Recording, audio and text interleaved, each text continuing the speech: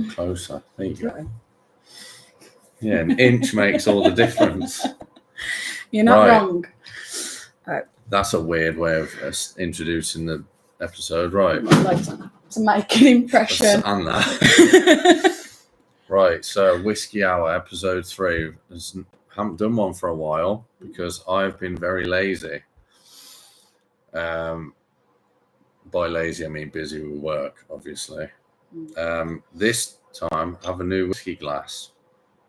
So anyone who's seen episode 1, we're repeating a whiskey. It is Sexton single malt, but you haven't tried this before, have you? I don't drink whiskey, so I don't know how it's going to go. And I may or may not have one whiskey glass, and it may or may not be Jack Daniels. So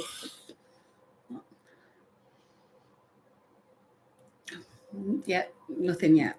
Right. So we're going to talk about. Fuck me, that's a big one.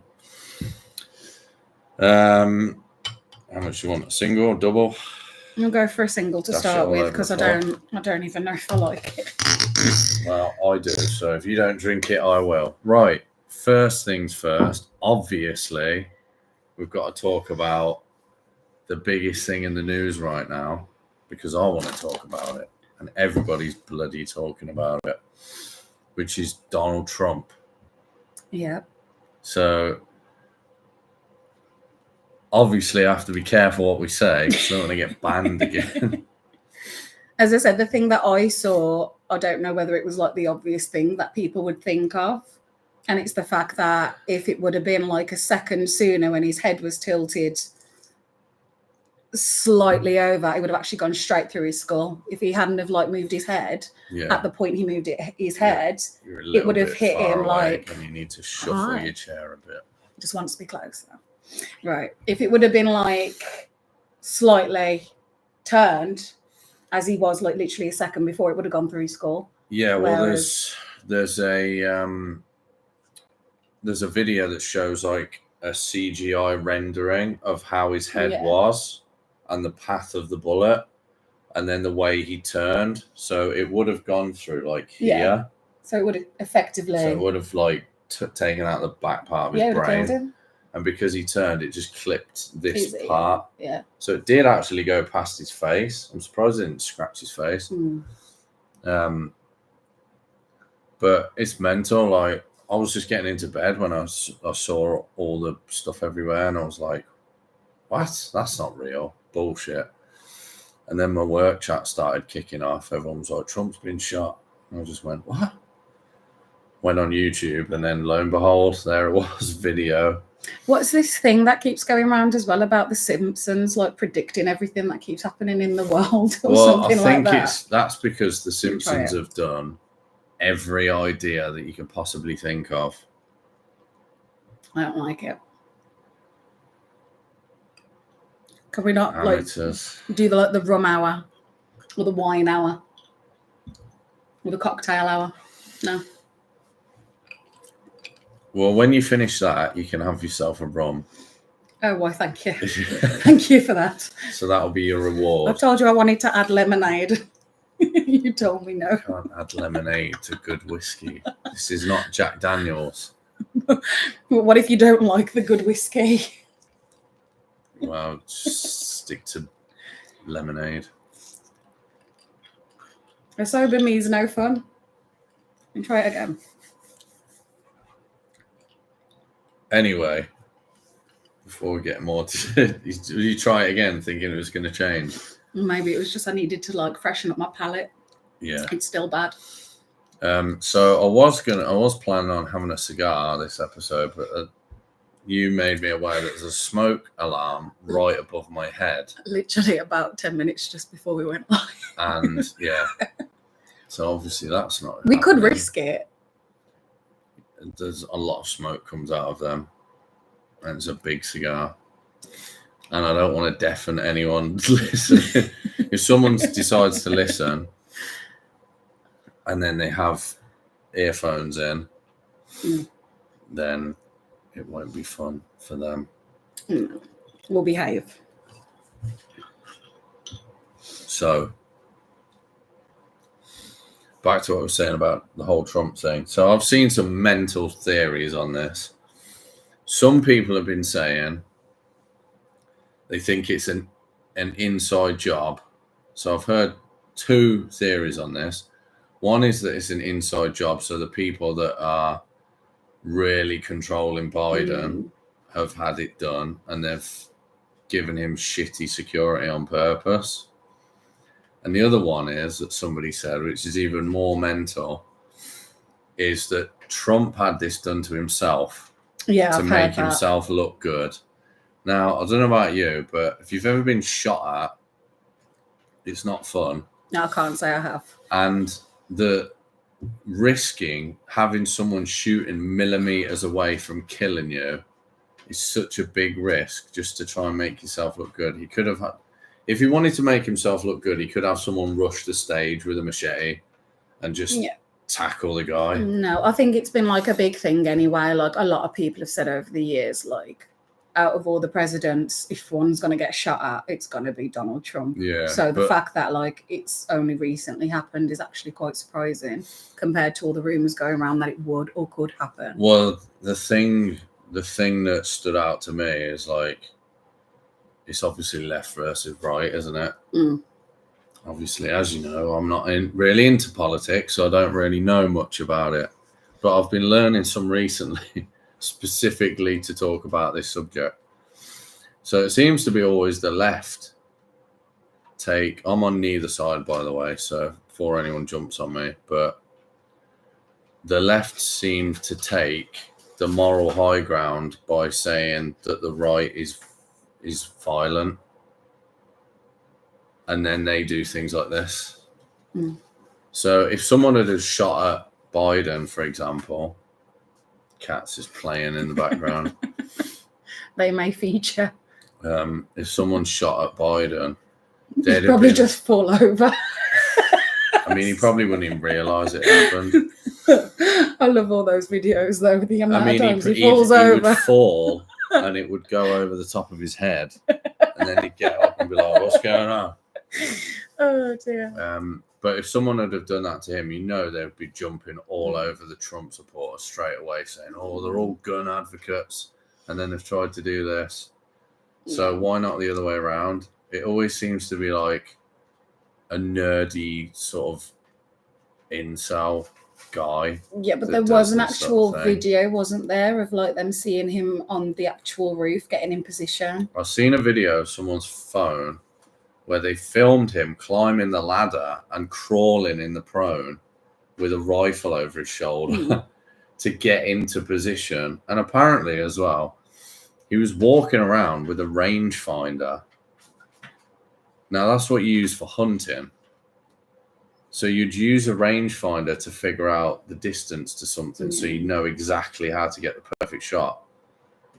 Straight away, they should have tackled him and been like, "What the fuck, you got a rangefinder at this event?" Apparently nobody noticed that.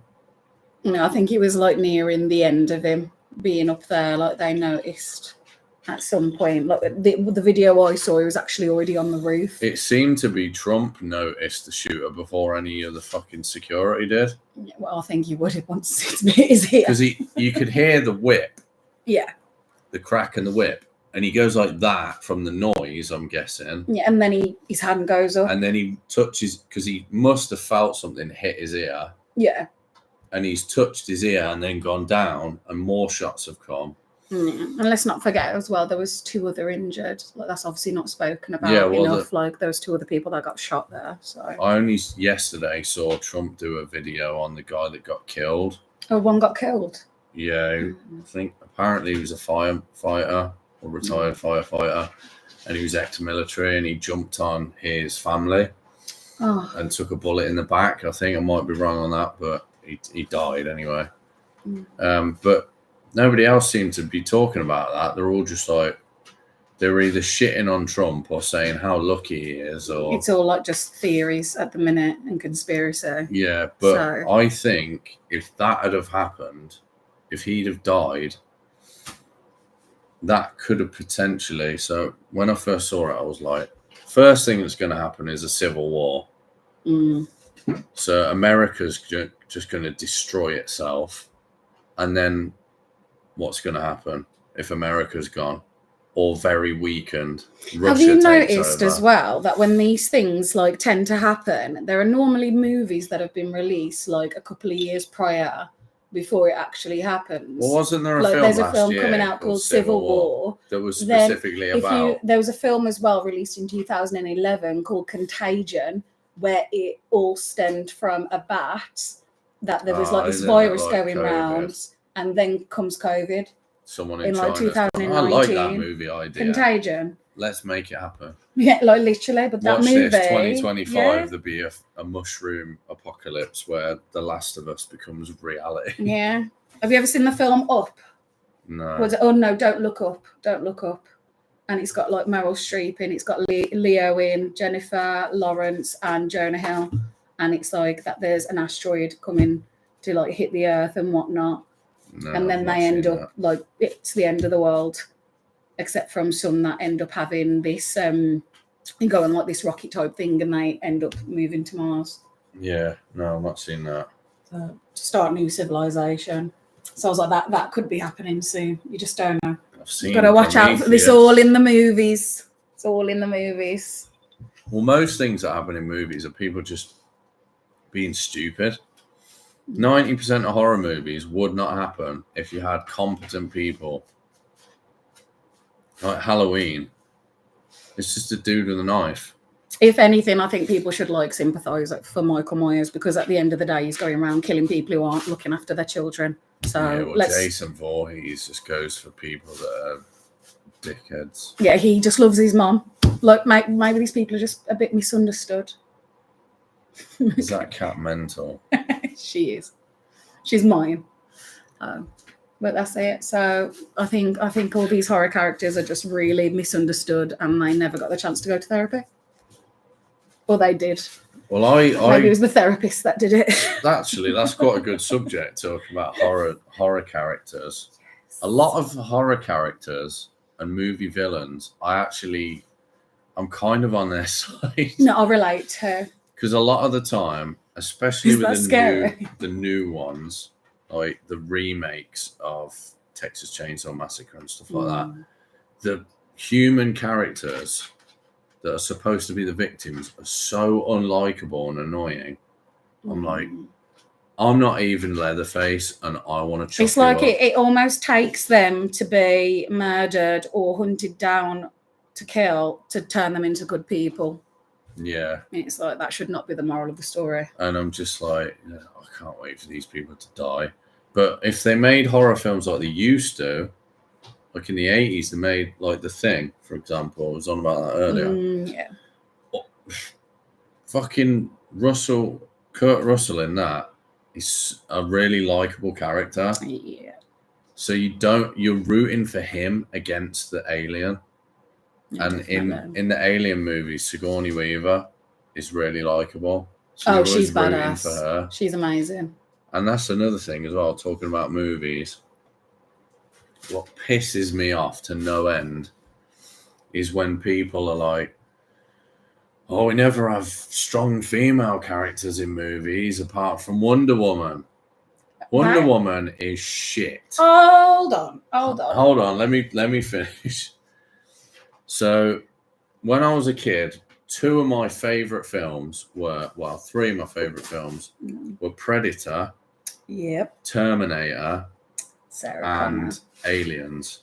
So, Terminator 2, very specifically. And in two of those films, one of the main characters is a strong female character. Yeah. But now, if you have a strong female character, she hates men. She shits on the men. So the new Alien films with the strong female characters, like the Prometheus films, they shit all over the men. The men are incompetent or stupid.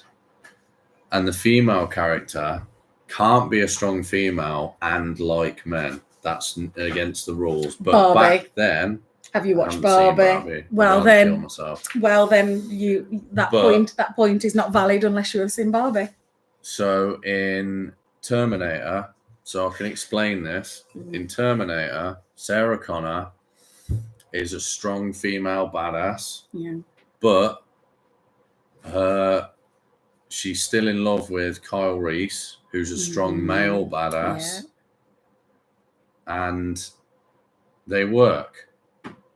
She can be badass on her own, but she still needs him. No, definitely. Well, and that's okay. Like, funnily enough, the same actor who plays Kyle Reese in Terminator is the same actor who plays Hicks in Aliens. Yeah. So he must have been the guy for strong female characters to like be in love with, because he's quite good looking. He's not too macho, but he's... To be fair, like when I was younger... A bit like me. I've got a little story here. When I was younger, Terminator... Yeah, he's gorgeous. He is gorgeous. Like, I used to have a crush on Kyle Reese because Terminator used to be my favourite film. So I was that obsessed with Terminator, and my nickname as a child was Luby. Luby Lou. Oh. Yeah. Nothing weird, but obviously at the time I was just Luby Lou. I was a kid, so when MSN came out, I thought, what could the coolest thing be? Oh my god, I'm going to make my name into a Terminator name. So I had my MSN name the Lubinator. Fuck's sake. So I had when I started like adding my friends from school, it took one of the not so nice people to point out the fact that it wasn't exactly the most appropriate name to have. Yeah. And then I had the wonderful conversation where I had to ask my mum what was lube. I wonder why. But Terminator and definitely Judgment Day as well. Like the second one is incredible. I think Aliens might be number one on my list of favourite films. Yeah, because maybe not favourite films, but in terms of like female lead. Yeah, 100%. I think you can't be... Arnold is the lead in Terminator 2. Sarah Connor or Linda Hamilton is the co-lead. Yeah. So it's him, then her, and then everybody else is just side characters. But I like the character development as well, because if you see her in Terminator 1, she's very like...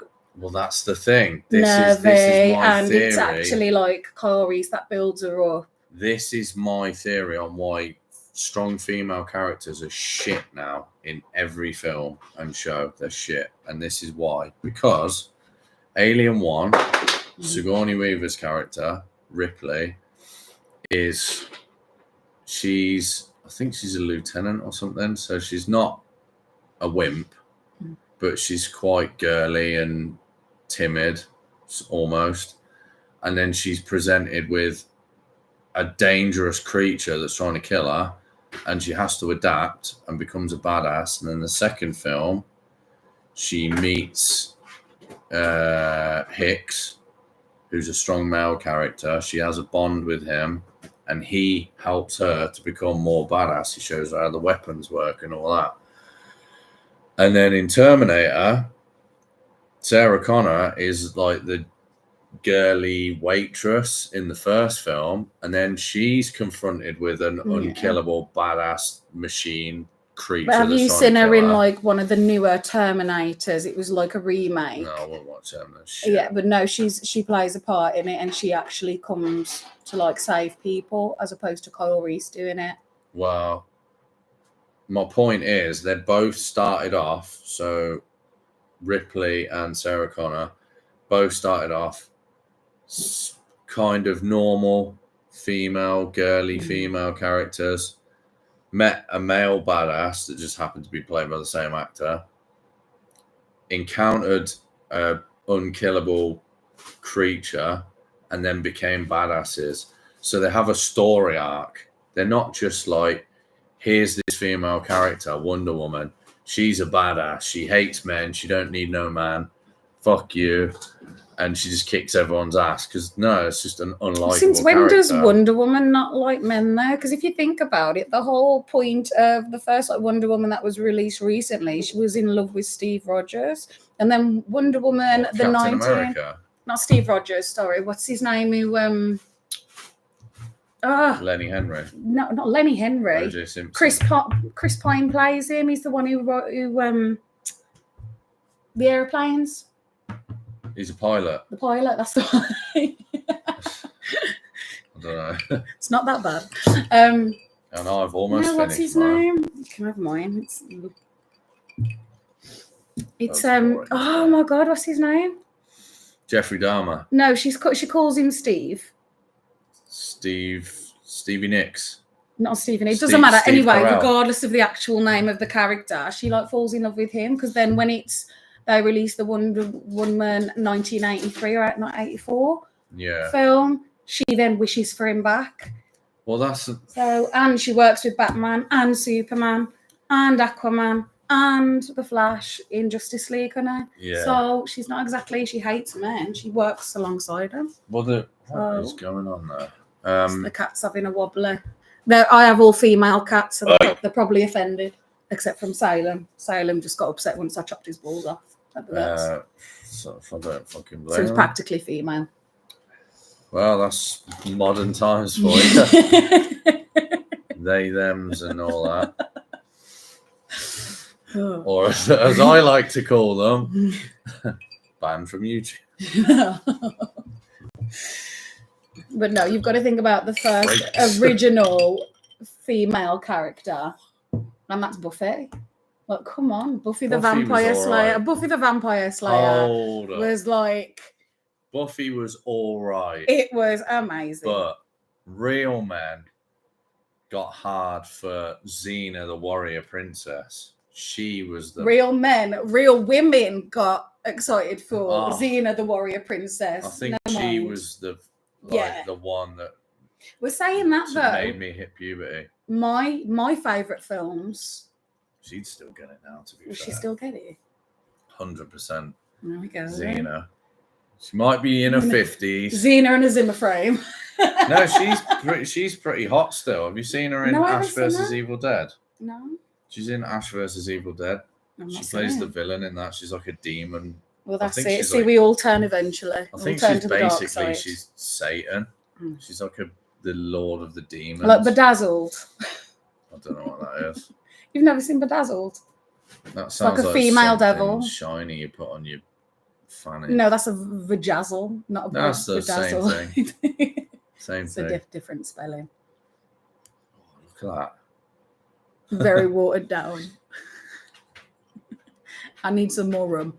No, my favourite films, all ironically, are strong male leads.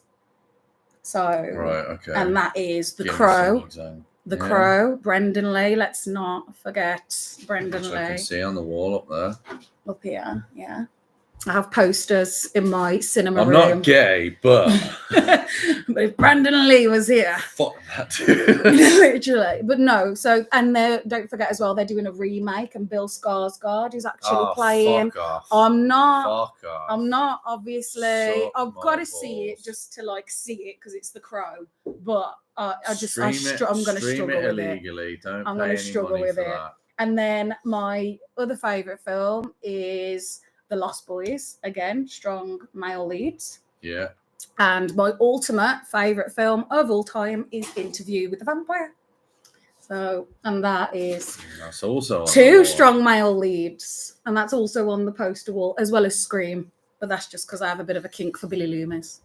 Well, mine's probably. I mean, Going back to horrors, in terms of like strong male or strong, I think the strong female characters stat like.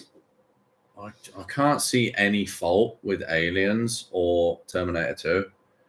no, But I think the strong female characters for me stood out, especially like because at the time when I was young, I was living with my mom. it's a mother thing because like The- Sarah Connor's doing this She for her son. becomes a badass killing machine to protect her son. It's always the way. Ripley becomes a badass killing machine to protect her daughter, Yeah. like adopted daughter in the second one. And there's something about that makes the character more relatable Yeah. for normal people. And they didn't do Like they don't do that with new strong female leads. I don't It's think just there like, probably is I don't need anything. no man. I ain't got no kids. I just fucking hate all the men, and I'm gonna do all this shit on my own. It's hard though, because like if you're a mother and you're doing it on your own, but you're raising boys, you can't hate men because you want to rear them into the men that. Yeah, but that's what I That's mean. it. You know what I mean? You Here she do is. don't press the buttons. Fucking end the stream. She wants to make an appearance. The thing with you're going in a home. She's not. He loves her really. In the bin. Remember when that woman put that cat in the bin? Speaking of bins and cats. Remember? Go on, you love her really. What year was that? Don't try to pretend like you don't. This is how I hold babies.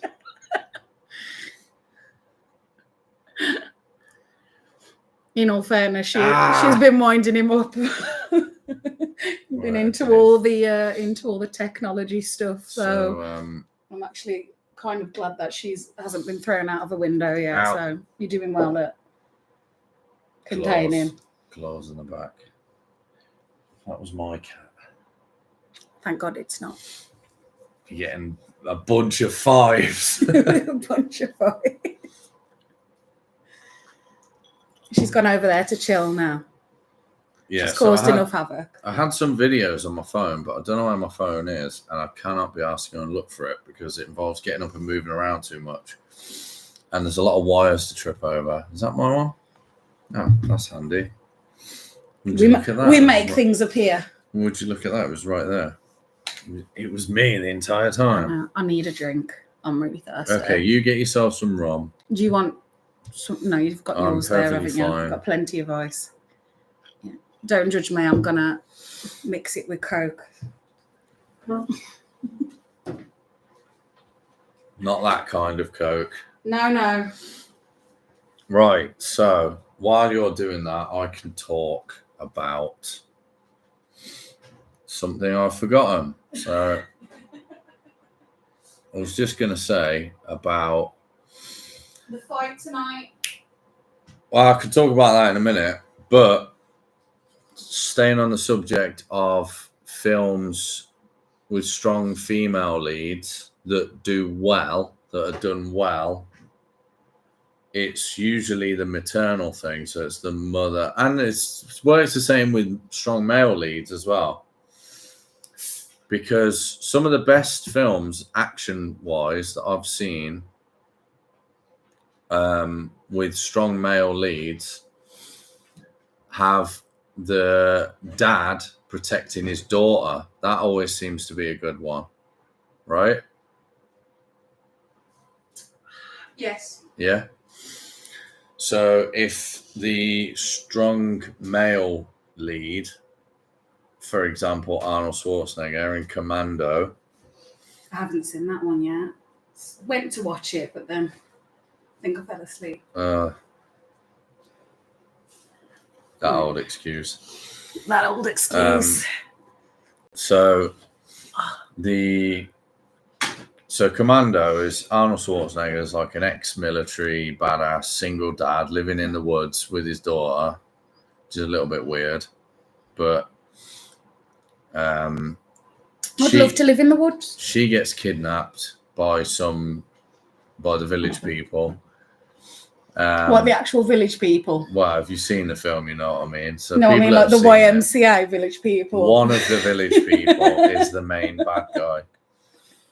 So that'd be a very camp situation if you were kidnapped by the village people. His daughter is kidnapped. Yeah. And he goes on a rampage to get her back. Taken. Liam Neeson's daughter gets kidnapped. How about strong male characters who are gay? No. Who are transgender. Can we stop distracting me? No, strong male characters who have lost their family. Let's talk about Gerard Butler in Law Abiding Citizen for a minute, when they're trying to get justice for their family. Yeah, well, that's another thing. That's a different kind of film. Pissed me off. The fucking ending. Who wrote that? What, the ending? The ending was so shit. That film would have been a masterpiece if he'd have won, which he would have done in reality if there wasn't stupid writers that are like, well, we have to have this character win because blah, blah, blah. They're more popular. No, it was more about the justice system. He's the hero of that film. Mm-hmm. And I hate watching it because that bit at the start, I don't watch that bit. I skip that bit. I hate watching that shit. I don't like seeing sex scenes in films. If I wanted to see that, I'd go and watch. You're getting a rant now. Get ready. Oh God, I've started him off on something now. If I wanted to see porn scenes, I would go and fucking Pornhub and watch that. I don't want to see it in The Punisher, which is a masterpiece. You do not need that shit in that show. It's about Frank Castle kicking ass and killing people. I don't want to see Billy Russo banging his therapist in every episode. And Because here we apparently go. Back to therapy. Female therapists are shit at their job because Harley Quinn was shit at her job. Of course she And was. the She one fell in from love The with Punisher a was shit at her job. Going back to strong female leads, this is what men do. And Make then- us shit at our jobs. Shit female leads. Oh, Anyway. I've got her tattooed on me now. So there was We so have. so We there's have. that. We've got, is she there? Is she there? There we go. Good angle. Yeah. But better than. So there's that. How about the Catwoman? Catwoman. Catwoman, you can't. Don't even. If you say one bad thing about Michelle Pfeiffer, Catwoman. I'm not going to say anything me bad and you about can't. that beautiful bitch. She's beautiful. She would get I it would. right in the bumhole. Right in the bumhole. Yeah. That'd be quite so getting past all that leather. I'd get past it. I've got teeth. I've just like imagined that noise that would make. That Oh. scratching Oh. noise and then the rip. And then her just going, oh, that's cold. I Yeah, it's my tongue. I doubt Catwoman would say that. She's too fierce. Well, you know, cats lick their own ass. Yeah. She wouldn't need to. And dogs lick their own balls. Like it's. She wouldn't need to. And you wish you would. And you wish you could. If I had a time machine, I'd go back in time to when that film came out. I'd have to be invisible because I'd have to sneak onto the set. And then when everyone's And done this is why filming- in Fantastic Four it's an invisible woman and not an invisible man. Because you have a In film the- about an invisible in man, the changing the room. one with Kevin Bacon, it's all pervy. Yeah, Which one's that one called why again? wouldn't you? The Exactly. invisible. You wouldn't have an Flasher. invisible man superhero because it's Yeah, but some girls are into that. They like the idea of a ghost fucking them. But it wouldn't be a ghost. I think it Wouldn't be a ghost. it's an invisible person. Speaking of weird shit, now that we've gotten onto the subject. now that the 30 whiskey's kicked in. It's taken 30 minutes for the weird shit to start. Right. That's I'm it. gonna How long need- have we been doing this? I'm going to need another whiskey for this. This is going to be really entertaining. So I recently watched a film Yeah. that I wish I could unwatch because it entirely contains one thing that I do not like in films, And that is. and that is rape scenes. And it is called, have you seen it? It's called The Entity. No. Now, I'll explain roughly the premise of the film. It's so shit and cringy and disturbing. I don't know how it ever made it onto, I think it was on fucking Netflix. I don't know how it ever made it on there. But the idea of the film is there's a woman who lives in a house on her own with I think she's about 40. Her son is like 20. And she has a daughter who's like 13. And a ghost, I think, comes into a room and fucks her. And she's just like, Against her will. well, presumably, yeah. Like he didn't presumably, ask. like he didn't ask. no. I mean, what was it? Obviously, I've never seen the film. Yeah, she's like, She's not "Oh!" happy. Yeah, she's. Yeah. Well, you didn't fuck her then, he raped So her. yeah, so Terminology. that happened, and then she goes to the police, and they're like, she's crazy, and she goes to her relative's house, and they're like, she's crazy, and then it happens again, and it gets worse each time because the second time, Why are you laughing? because how mental it is. So the second time, she's getting in the shower. So she's naked. Now I want to picture the director telling the actress playing the woman, this is what you need to do for this scene. So the ghost pins her arms up against the wall and her Right. legs. So she's starfished on the wall. And she's like, ah! And she gets fucked up against the wall by multiple ghosts. Raped up against the wall by multiple ghosts. And it's like she's got like bite marks all over her, like really I bad. think, trigger warning, by the way, for anyone watching this, in case anyone is triggered. Well, if you're, trigger warning. Connor is a trigger warning. It's a bit late now. He is a trigger warning. So go, if you just heard that, go back in 5 minutes, erase your memory. And we'll start again. And that's just it. That's the whole film, is that. And I was like, who came up with that idea? Who pitched that? Like, right, so you be the film executive. So you're the producer. I'm the person who's come in with the idea. So you've got all the money. I've just got my insanity and a piece of paper and a pen. So I've gone, right, I've got a film for you. Do you want to hear it? No. Not again, please. No, you got to be in character. I've got to be in character, then still no. This character, this executive producer, this one has got their head screwed on and would never let that film be made. It's going to make $1 billion. Trust me. It's going to be the first movie to beat the Titanic. And it's before the Titanic was even released. Well, I think it was 1982. So it's the 80s. Everyone's all over the thing, and Back to the Future and Halloween. Is that out in the 80s? I think so. Yeah.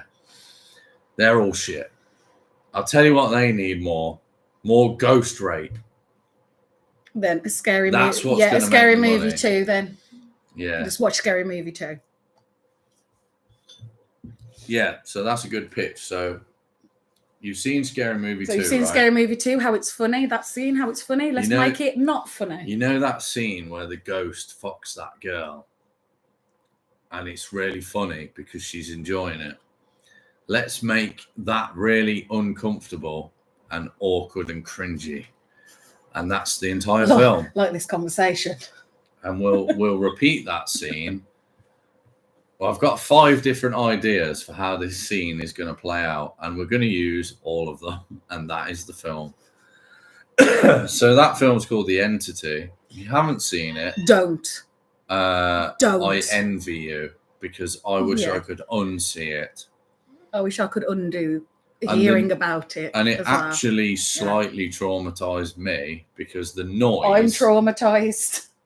You haven't seen it. I don't want to. The noise that it makes when it's doing it is so fucking harrowing on the senses. It's like a screechy, scratchy nails on a chalkboard noise. And it's just like, I was watching it and I was just like, can we turn this off and watch something else? Who are you watching it with? One of my weird friends. Did they enjoy it? I don't think so. It was one of those just random picks.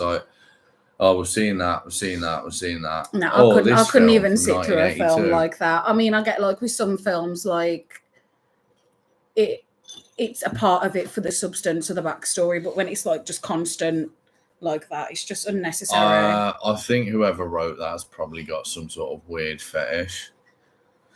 Well, they must do. But I hate sex scenes in films. I think if they're done tastefully, because we've had this conversation before.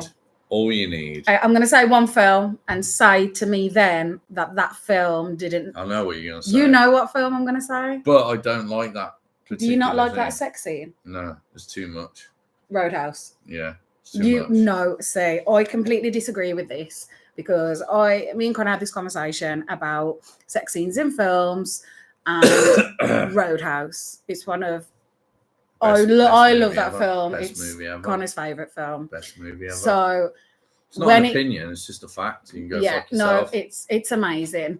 And the sex scene in that, I said, was probably one of the best sex scenes, like the most envious sex scenes on camera that I would love to obviously like experience because of how it's done. It's like a combination of his dance skills, because he dances like in it as well. It's romantic, but he's still really manly during it. Like, it's amazing. How can you Yeah. not say that sex scene wasn't the most manliest romantic sex scene on camera? I mean, that's how I do it.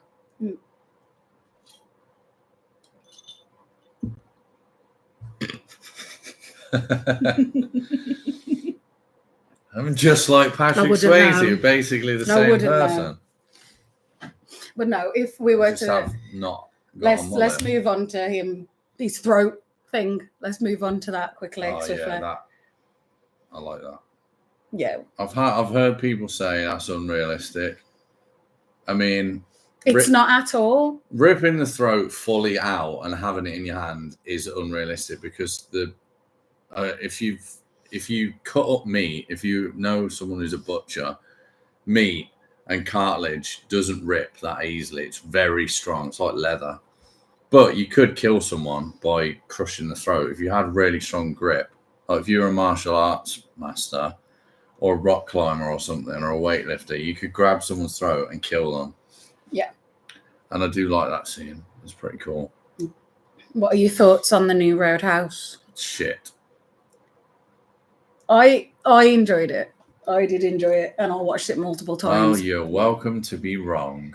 But no, I did enjoy it, but I don't think it's better than the original. But I did enjoy the film. I enjoyed the fight scenes in Right, it. I'll give an honest opinion on it. So, unbiased. The fight scenes were actually good. Mm-hmm. So the fight choreography was good. The lighting of the film, like the production quality was high. It looked very good. Yeah. All the scenes looked good. They were Mhm. shot well. The Jake Gyllenhaal is the thing is Roadhouse is they're different characters. It's not a total like remake. It's sort of like a reboot. It's not a remake. The character of Dalton is a bouncer, and the point of Patrick Swayze is he's the best at his job, Mm-hmm. which he is. Jake Gyllenhaal's Dalton is shit at his job, and I can say this because I was a bouncer for 6 years. My dad was a bouncer as well, so I've heard all the Yeah. stories. And I know, I've seen it firsthand. If you are a bouncer and a bunch of guys come into the bar and start smashing the place up, and you're just sat there like this, You're not doing your job correctly. drinking an espresso, which is what he's doing, and watching them, and then Just remember that's not an espresso. that is shit at your job. The first thing he should have done, yeah, he's a good fighter, his character in the film, and I know it's a film, before anyone says, well, you're getting so pissed off about a film. Fuck off. Is this the thingy, like when people message? Have you Yeah. got one? Whatever happened to real men like Larry Grayson and Wright? Who's fucking Wright? Ryland. Is Larry Grayson the gay one? Isn't Ryland the one from X Factor? Is he that really? I don't want to say the word because I get banned. Is Ryland? You know the things that you can get in a fish and chip shop that people aren't allowed to say that begins with an F and ends with a T? He's that. Fat. He's that a 4-letter word that starts with a C and ends with a T. Now, he's someone I would don't like know to who he is. fight. It's not fun to fight if you know you're going to win, though. Oh, it is. Why is Oh, it? is. If you don't like the person. Yeah, but they've got to have like just cause to really fight him, not the fact He's that not you going to just... fight me. He's a fucking gimp. I love how you won't. You'll say that, but you won't spell out the other Ryland. one. I don't know. Rylan. Yeah, Rylan. We don't know who Larry Grayson. I have no clue who. I these know. people I know. are. I've heard of Larry Grayson. I just can't remember who he is. Who's Larry? Who's Larry Grayson? Tell us. Listen, look at this. When did that message come in anyway? I don't know. I didn't even notice. No. Who I'm too is busy Larry trying not to Grayson? sweat so much in this bloody heat wave. Yes, well, my balls are very sweaty right now. Everything is sweaty right now. Especially the balls. Anyway, what were we ranting about? Roadhouse. What were we ranting about? Let me finish on Roadhouse. So, honest review of the film. So, people that are saying it's good. They're making another one. No, don't get me started on another one. So, anyway, the good things were, yes, the fighting was good. Jake Gyllenhaal was in fucking tremendous shape. You were moaning about the espresso part. Yeah. So the fact that he's meant to be the best bouncer, he's actually shit at his job to the point where he'd be better off not being there because they're there to fight him and he's still shit at his job. So let me just say that the scene where the guys walk in and he knows they're looking for trouble, anyone who's worked in that job for more than a year knows what troublemakers look like. He should have clocked that straight away, been over there, gotten them outside, and had the fight outside. But instead, he decided to let them smash up the entire bar and then go and fight them outside. But he wasn't like, his background wasn't a bouncer, his background was a fighter, wasn't it? He was a UFC fighter. Yeah. So what's the use of being a brilliant fighter? The point of a bouncer is you're there to stop the staff and the property getting damaged. Mm-hmm. They're paying you so they save money in damages. So they've done thousands of pounds worth of damage to the bar. No, we know. I already know this. So it's pointless. I'm just saying, technically, his character wasn't a trained bouncer. He just came in because he was a good fighter. Yeah. That's why she picked him. And also, the villain or the bad guy. Oh my Conor McGregor. Fucking God. Conor McGregor. Don't get me started. There's a bit when he goes in, where the fuck is everyone? Where the fuck is everyone? Like, fuck me, man. Play a different character. It's just him in it. But like, even his character's called Knox in it. Yeah. Like, it's just him. The shittest name ever. I just found it really comical, though. Like, I just found his character really comical, but like, it was like uncomfortable, comical. My name's this. I'm going to get it tattooed across my chest and wear a bracelet with my name on it. Like, you never know in case he are you forgets. Harvey Price or something? Fucking hell. Oh, Doe, he's lovely. And the fact that they made him superhuman. He's immortal. He gets stabbed in the liver. Hey, 50 Cent was shot a bunch of times and he survived. In both lungs and the heart and the jugular and somehow survives. How realistic is that? And people want to say Patrick Swayze was unrealistic because he got fucking slashed across the ribs. Oh, no, he was lovely in that film. It broke my heart when he died, though.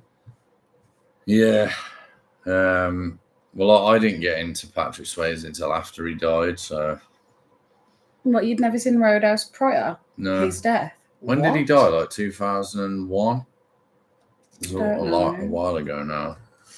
I don't know. There was a something on... It might have been on Prime, or I think it was on Prime. Like a documentary about him and everything he did. And I mean, he danced, he did mixed martial arts, gymnastics as well, because like if you see in the scene in Roadhouse as well, and he's like climbing that rope, like that's all him. Like he's unreal. Oh, he was a legit and a singer as well. Like his voice is beautiful, and he had the most majestic hair in Hollywood. Yes, beautiful. Was curly, like just run your fingers through it. I keep getting distracted again. So the thing I was gonna say. The biggest thing about Roadhouse that totally broke the immersion for me, the new one, is they've put in one scene, and I don't know if if you've seen it, you probably know the scene that I'm talking about. So he's walking home, and a car pulls up behind him and just stops. And this scene felt like it should have been a deleted scene. Because the car stops, and anyone who's ever driven a car before knows that they don't just instantly accelerate. Like, remember Scalextric? Hold on, which one are we on about? The new one, the Jake Gyllenhaal. Was this obviously when he was on the bridge? If he's on the bridge, it doesn't stop. It does stop. It does start. Definitely. You sure? start. How many times have you seen it? I'll rewatch that scene like 10 times to try and justify Because it. I thought he was driving and then it accelerates, like you No. can hear it coming up, So and it's then he turns driving, and it accelerates. and then it like stops or slows down a lot, and then it just suddenly accelerates from like 0 to 100 instantly, like a Scalextric car. Do you remember Scalextric? Yeah. So they were little. For anyone too young, anyone under 30 doesn't know what Scalextric is. It's a little like you have a racetrack. I'm 29 plus 1. You put the car on, and there's an electrical current. You pull the trigger, and the car just goes and just whizzes around the track really fast. That's what the car in the film was like, and it was so unrealistic and clearly a CGI car. It totally broke the immersion, because I was like, oh, now we're living in a fantasy world. We're living in Avatar. Yeah. Because physics doesn't exist, and the laws of gravity and momentum and just don't exist. Defying gravity. And it accelerates to 100 miles an hour, hits him, which would have obliterated every fucking bone in his pelvis and his spine. So he would have been putty from the waist down. I don't care how fucking strong you are. It's and a then film. Yeah, but that's the thing. People say that you can have films, superhero films, with the Hulk, where he picks up a tank. Yeah, it's not realistic. You can't throw a tank around. Or Superman flies through a fucking building. It doesn't even somehow doesn't rip his clothes, which is still normal material. Or he flies into the sun and it doesn't burn all his clothes off, and he comes That's out because naked. it's Kryptonian. But that makes sense. if you're going to do a realistic film, like... Oh, hardest bloke ever in Hollywood was Butch Long from Laurel and Hardy films. Yeah, I know Butch Long from Laurel and Hardy. Have you seen Laurel and Hardy? Is Mr. Mask Maker? Hi. Yeah, say hello. So,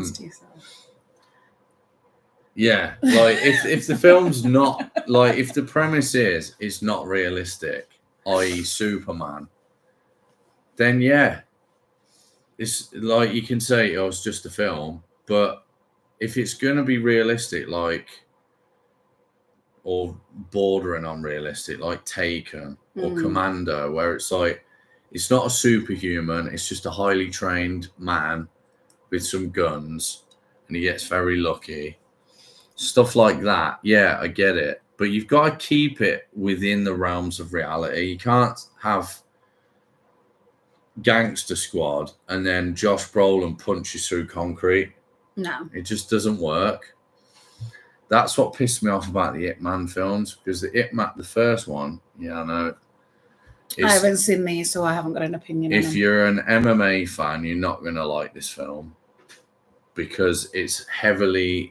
And it was set in the war, I think. So it was before MMA even existed.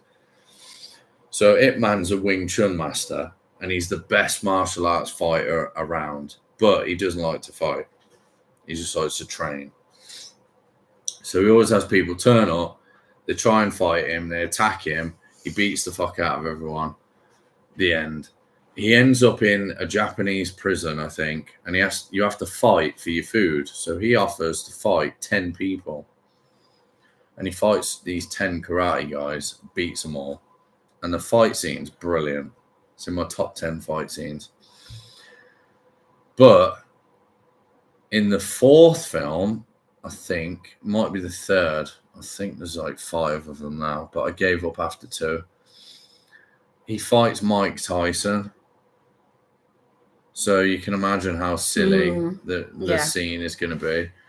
For starters, Mike Tyson's a boxer, and Wing Chun is basically kind of like mixed martial arts. So you can kick, elbow, knee, all sorts. And Mike Tyson is doing all this in a street fight. And I'm like, he's not going to do that for starters. And then he like comes at him like this and then punches at him. And Ip Man moves, and Mike hits the wall and smashes the fucking wall apart. It's concrete. And I was just like, well, if Mike Tyson's punching through concrete, Ip Man's dead because Mike Tyson's fucking Superman. And I think he beats him. I gave up. As soon as he punched through concrete, I was like, oh, I'm done. Game over. So speaking of fighting, I wanted to speak about the fight tonight is Mike Perry, the BKB King of Violence, Bare Knuckle Fighting Championships, King of Violence, and one of the most entertaining former UFC fighters. And he's fighting. And he's fighting a fake fight. With? I don't know. I can't remember his name. You don't like it, Paul? Yeah, some guy's losing his hair and he's... Is it Jake Paul? He's on steroids and he still hasn't got any abs. Yeah. And Jake Paul's brother is... Gay. Logan Paul? I don't know. Is that what it's called? I just wanted any excuse to bring up the WrestleMania, and he doesn't like WrestleMania. Wrestling's gay. If you like wrestling, actually, I have to like wrestling. If you like wrestling, you're gay, or you like to put penises in your mouth. But if you're a wrestler, i.e. Hulk Hogan, you're a fucking legend because Hulk Hogan... I watched it from I used to watch it with my dad, and I loved... Did you see Hulk Hogan's fucking Trump speech where he ripped his shirt off? No. And he had a Trump 2024 red shirt underneath. No, I didn't. Oh, no, I liked wrestling when it was Triple H and Shawn Michaels doing DX. Hold on. Who do you think should be the next James Bond? Would like both of your opinions. Should it be a woman? My choice is Henry Cavill. Henry Cavill, yeah, let's do that. Yeah. I agree. I thoroughly agree with that statement, Mr. Mask Maker. Right, so Henry Cavill would be a beautiful James Bond. The next James Bond. Yeah. I would happily watch 00 and 7. So yeah. Henry Cavill. Or what's your man's name from Bullet Train? Quicksilver in Avengers. Kick-Ass. Aaron Johnson. Johnson. He would be all right. Not bad. And away. Phone's off. How very dare you. Hold on. I'm going to mute that. No one ever talks to me unless I'm streaming. That's weird. Fucking idiots. Popular.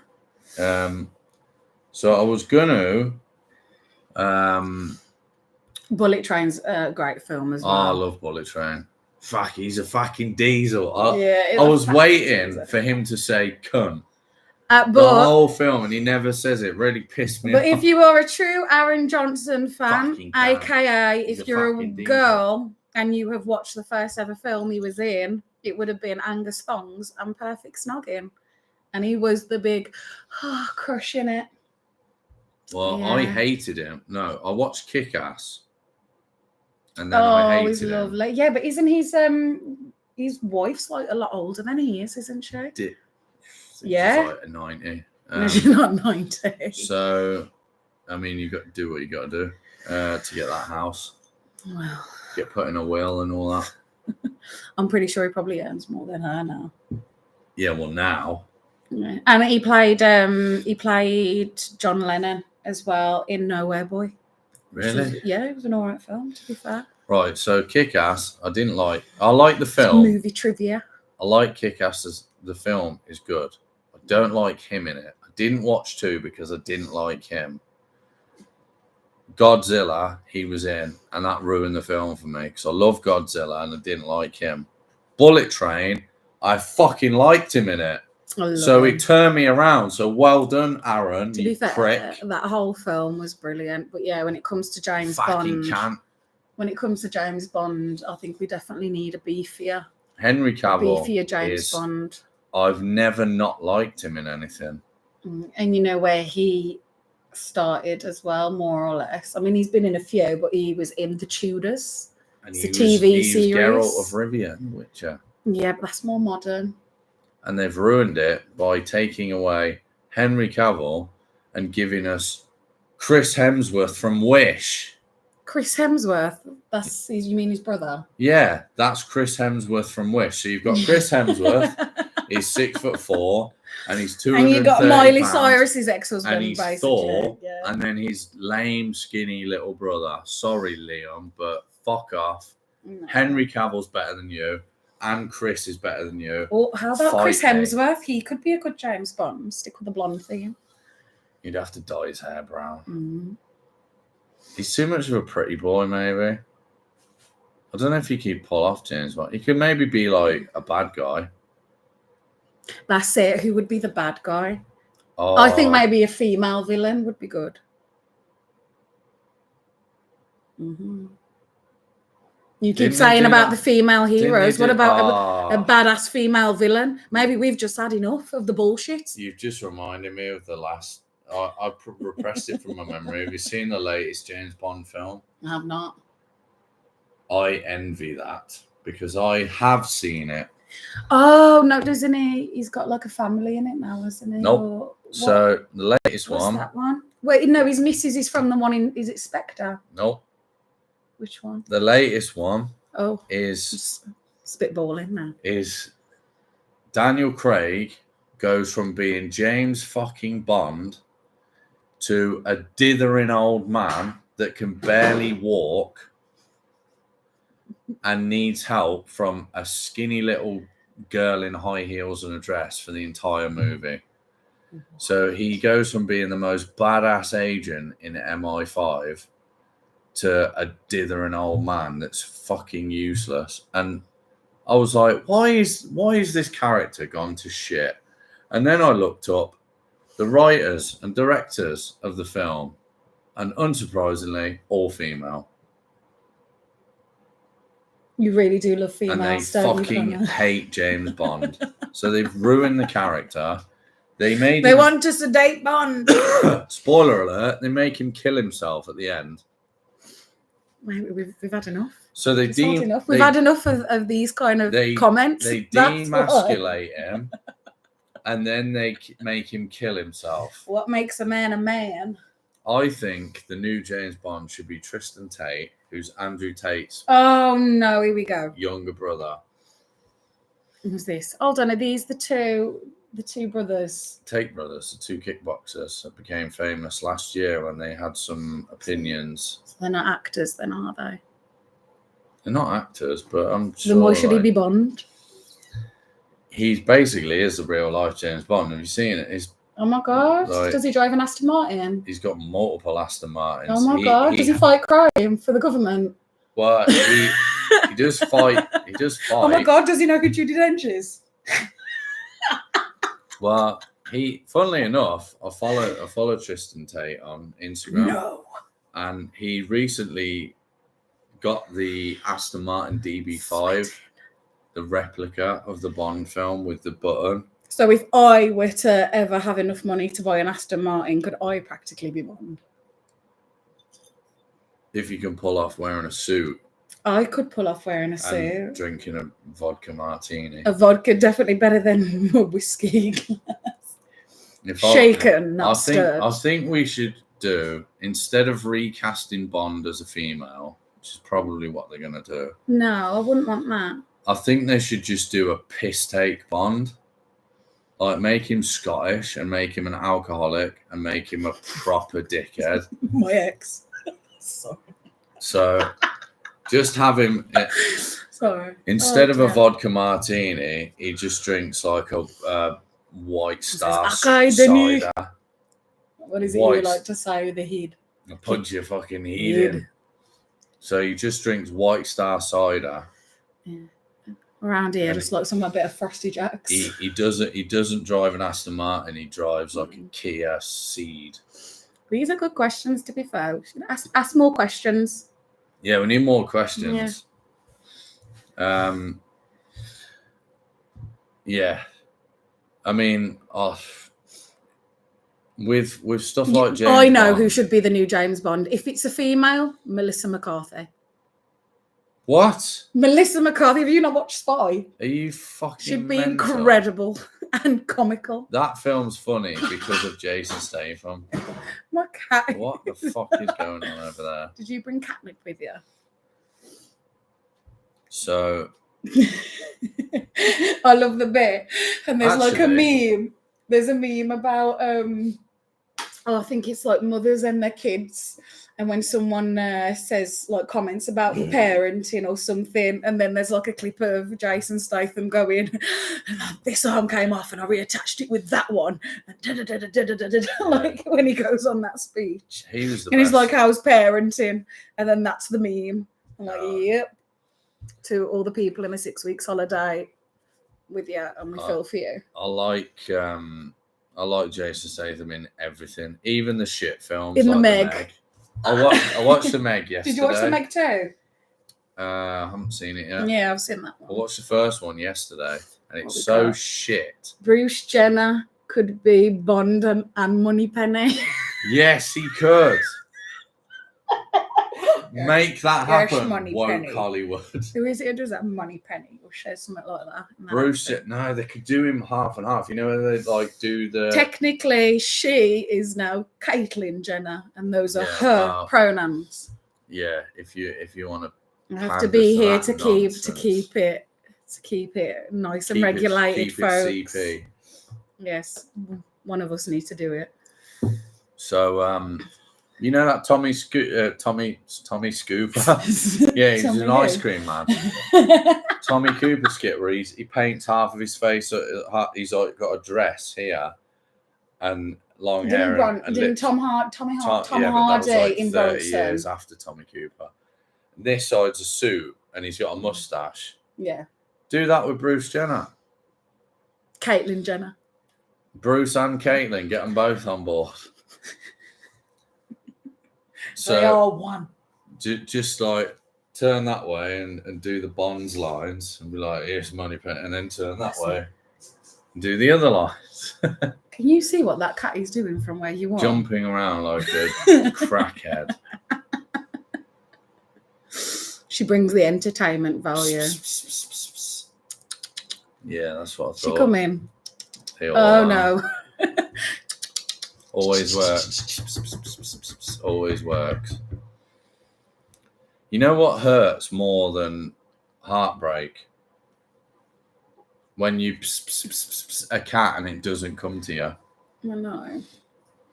No, what's heartbreak is if you have a dog and they don't greet you when you walk into the door. That means you've fucked up as an owner.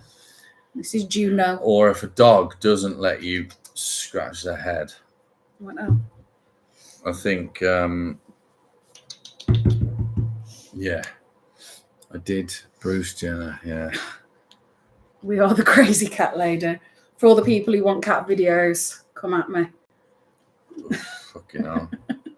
It's getting out of control. There's pussy everywhere, man. See there, that accent came out again. Hey, mate. It Yeah. always comes out. So I was on about this earlier. Maybe So- it's your alter ego. Me and my mum were talking about that. Like, if you had a porn star name, it would be your favourite colour and the last thing you ate. So what's your favourite colour and the last thing you ate? And that's your porn star name.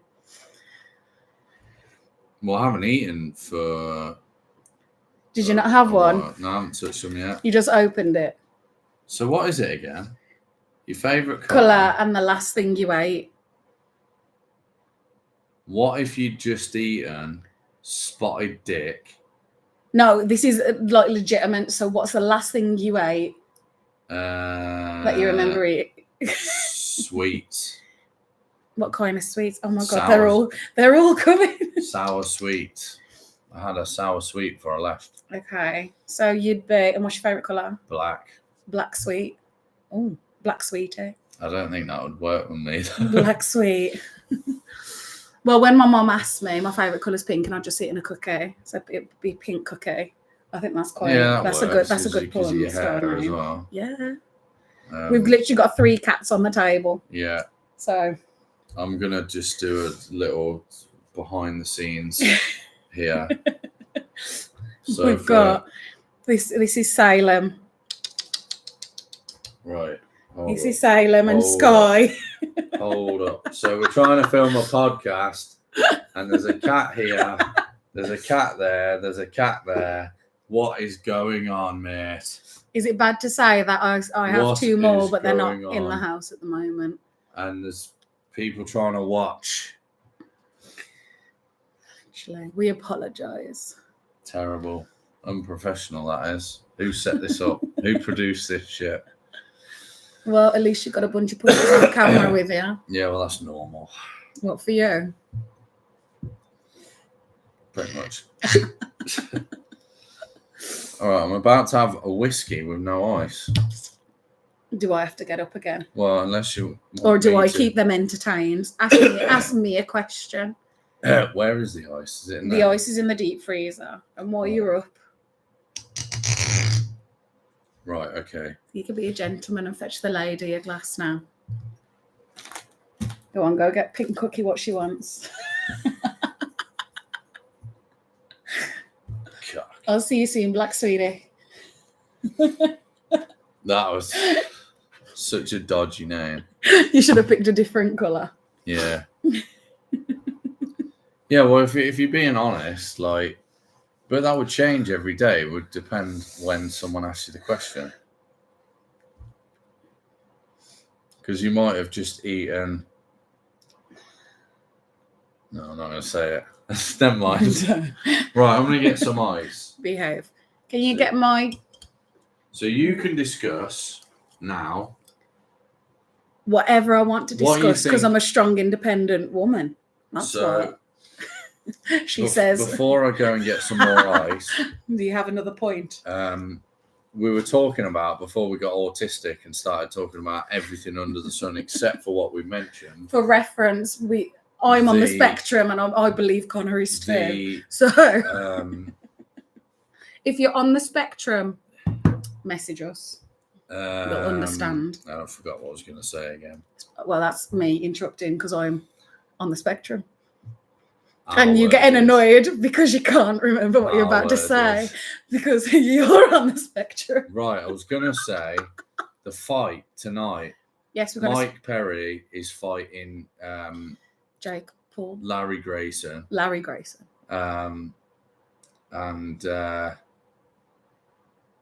I want your opinion on it. Do you think? Have you seen any of the other fights? No, that's why it's probably not best I'll give my opinion. My opinion is that there will be half-naked men fighting each other. And my opinion on that is wonderful. Well, the Mike Perry's a real legitimate fighter. Fought in the UFC, has wins in the UFC, has knockouts in the UFC, but he's not boxed before, and he's boxing. He's a bare knuckle boxing champion, but he's not boxed in gloved boxing. And he's also 20 or 30 pounds lighter than Jake Paul, which is a massive advantage for him. But I want to hear your opinions on it while I get some ice. So I need that as well. Can you do me? What is that? That is a rum and Pepsi. Or Right, go actually just give me straight rum with some ice. Let's prefer get that. excited now. Which glass? What, the wine one? No, the proper glass. I just wanted to feel bougie, although my wine glass is plastic. So Right, you can talk about films or something. talk Or about fighting. films. I could go on forever about films. So what? You talked about strong female leads and strong male leads. What about some really shit films? Some really shit films. What are the shittest films you've seen and why? I don't know. Here's Off one the for top you: of my head. Transformers: Age of Extinction. I haven't watched it. Couldn't get to it. Nothing beat the original. There's a scene. I think in I it- watched the original, loved it. Watched the second one, thought, and then There's a scene in it where they try and justify paedophilia with a loophole in the law, and that's a Right. real scene. we're that's put in gonna that film. talk about this because one of my favorite TV shows is Game of Thrones. Now, if we want to talk about pushing the envelope with things that aren't appropriate in this day and age, Game of Thrones would be it. And then, of course, there's House of the Dragon, which has just come out. So I haven't seen the new season yet, though. But if you've best female lead was Kill Bill, Uma Thurman. I can completely agree with that comment. I love Uma Thurman. She kind of says she'd get it. Yeah, so Uma Thurman is incredible. I've got her tattooed here as well, as Poison Ivy, because it's a whole DC thing. But no, Uma Thurman is incredible actress. Obviously, you got Pulp Fiction, but Kill Bill Volumes 1 and 2, absolutely insane. And I think that all the scenes you just honestly cannot beat. The whole yellow outfit against Oreni Ishii and is it the Crazy 88? Is it? Yeah, the Crazy 88. So that scene, and I love Quentin Tarantino. I mean, his films are absolutely like unbelievable. You got Dusk Till Dawn, classic, and then of course, like obviously his newer stuff as well. But when it comes to that scene in particular, the fact that it goes from the black and white vibe, and then when you just see it all in color after she completely destroys, it's amazing. So when it comes to female leads, Uma Thurman, and of course, again, same kind of concept, revenge. Why? Because she thought they killed a child. So once again, got a pissed off mama. I think that's the scariest thing, to be honest. Like if you could make a horror film about a mother pissed off, would probably be the best film. I think Connor's got into a fight with one of the cats. So, how you getting on? Yeah. Yeah. Found the ice. But yeah. So, you got any more comments? What about Mr. Ma?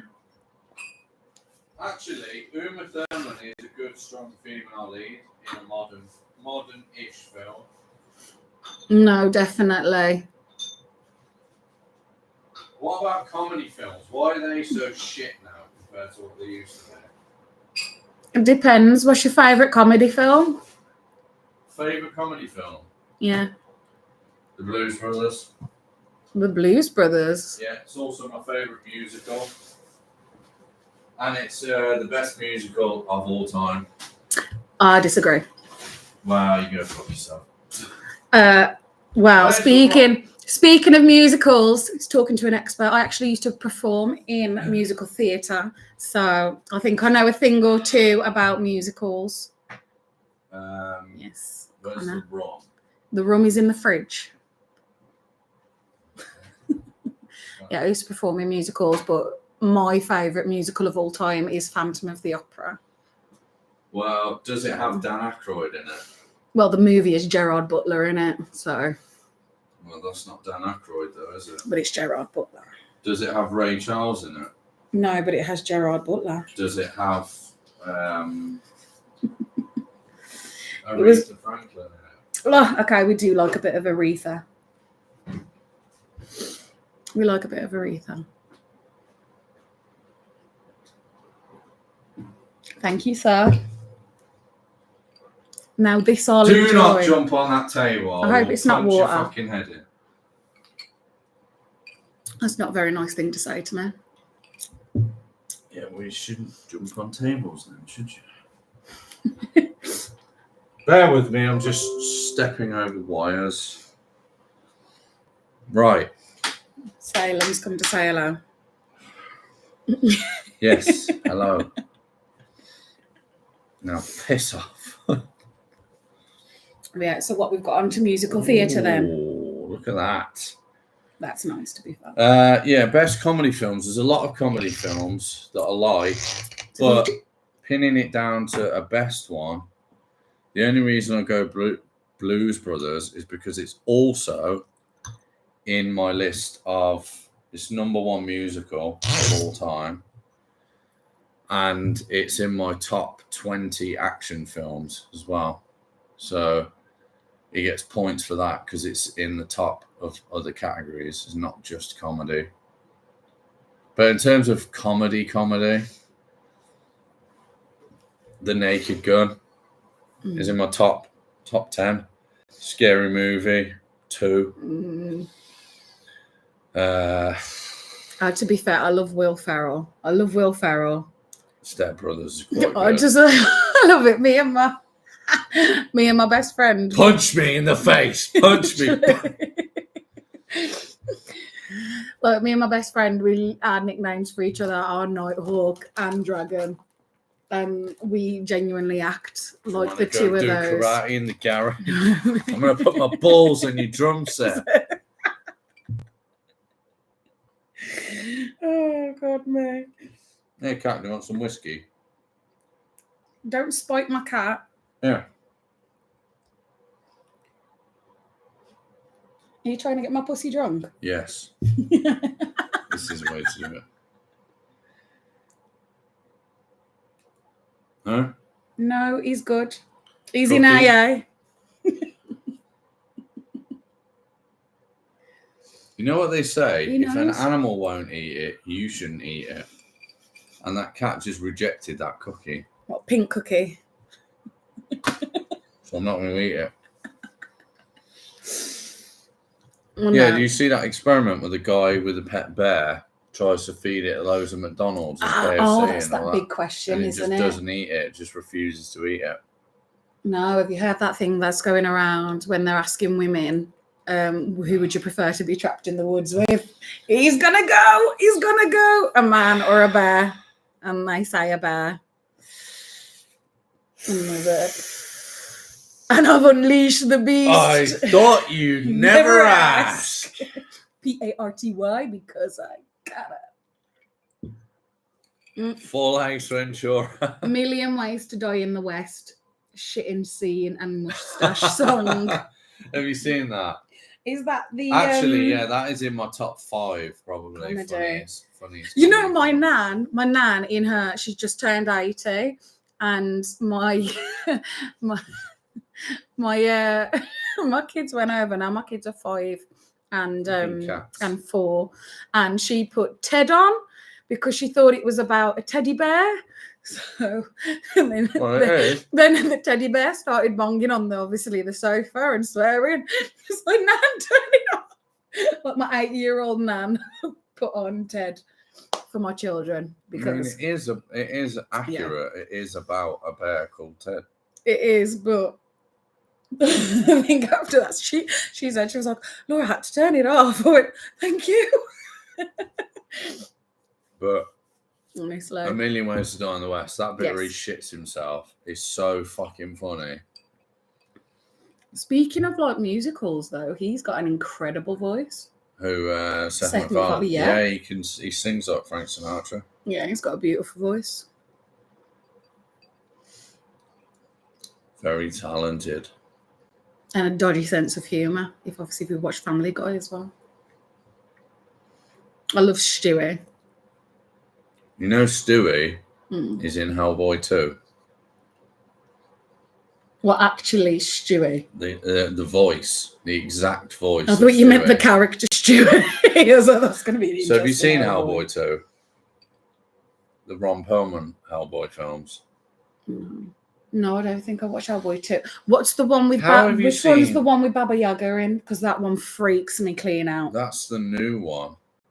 Like because like Baba Yaga is like known in In like the Russian house. history as well. Yeah, like the decrepit yeah, but witch in eating a little folklore, bony hand. in like folklore, there's like different meanings for Baba Yaga. Like if obviously you're into all your spirituality and things like that, like it can mean different things. But they say if like you see her in your dreams or something, it has like a meaning. And Wow. the face is like a big massive smile with teeth. And that That's not- sometimes she's a depiction of a house with all these long legs and That's not Ron Perlman. That's It's David creepy. Hayter, I think. yeah, but there is she's in Hellboy. But then also they call John Wick Baba Yaga as well. Yeah. Well, in that, it was meant to mean the boogeyman, Yeah. but Baba Yaga doesn't mean the boogeyman, Mm-mm. from what I've seen. No. But it sounds fucking scary, so Yeah. I'm okay with it. What bothers me is Fuck like, you, Russia. do you know when like all these exorcism things, those are the kind of films that I struggle with. Like, I mean, I like horrors. I'm more of like a slasher whodunit type of. So, but when it comes to anything that's crawling backwards, Have you it just seen bothers me. It just people Mirrors? shouldn't do that. Have you seen Mirrors No. with Kiefer Sutherland? No. Oh, I love Kiefer. You'll like that. I think we should watch that. But yeah, what I was saying was Hellboy 2.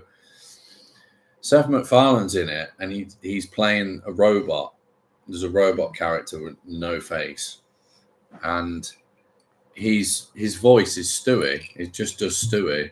It's like they turned up and went, just do any voice you want for this robot, and he's going, fuck it, I'll just do Stewie. And it's so funny as well because the most annoying character in Family Guy is Meg, and yet it's Mila Kunis. And who doesn't like Mila Kunis? I mean, she's beautiful. She is lovely. Yeah, she's all right. She's all right. It'd do Uma Thurman, but not Mila Kunis. Interesting. Not my type. I prefer Xena. Xena looks completely different to Uma Thurman and Catwoman, Michelle Pfeiffer. Oh, well, Catwoman's number one. 100%. Even now. How old is she now? Michelle Pfeiffer? Yeah. She's got to be in her late 50s, maybe. Perfect. She's beautiful. Get those bills paid, babe. That's a call out. That needs to be if Michelle short, Pfeiffer is watching this, I would actually be heartbroken with the conversation we've had because I'm such a fan. I'd be like, I'm sorry. I'm so sorry. Maybe she's just bored. Maybe she's waiting for the Mike Perry Jake Paul fight. And she just wants some entertainment. She loves a bit of whiskey. Well, to be fair, we have featured cats. So yeah. I am Catwoman. Hear me roar. Can't watch that film around other people. Oh my god, it's my favourite Batman film. So, and I like how if ever you get too excited, excited, just think of the Danny DeVito scenes as the Penguin. Yeah. Just think about him. Well, he looks like. Have you seen that? I don't know if it's a girl or what on Instagram that looks like Danny DeVito in the Penguin. Oh my god, I need to see it. Show me. I don't have it saved, thankfully, but I do have other things saved. So, things that I was going to rant about. We've been on here for an hour and nearly 30 minutes. Yeah, we've got plenty of time. I thought it was called the Whiskey Hour. Yeah, well, that's just... It's in dog hours.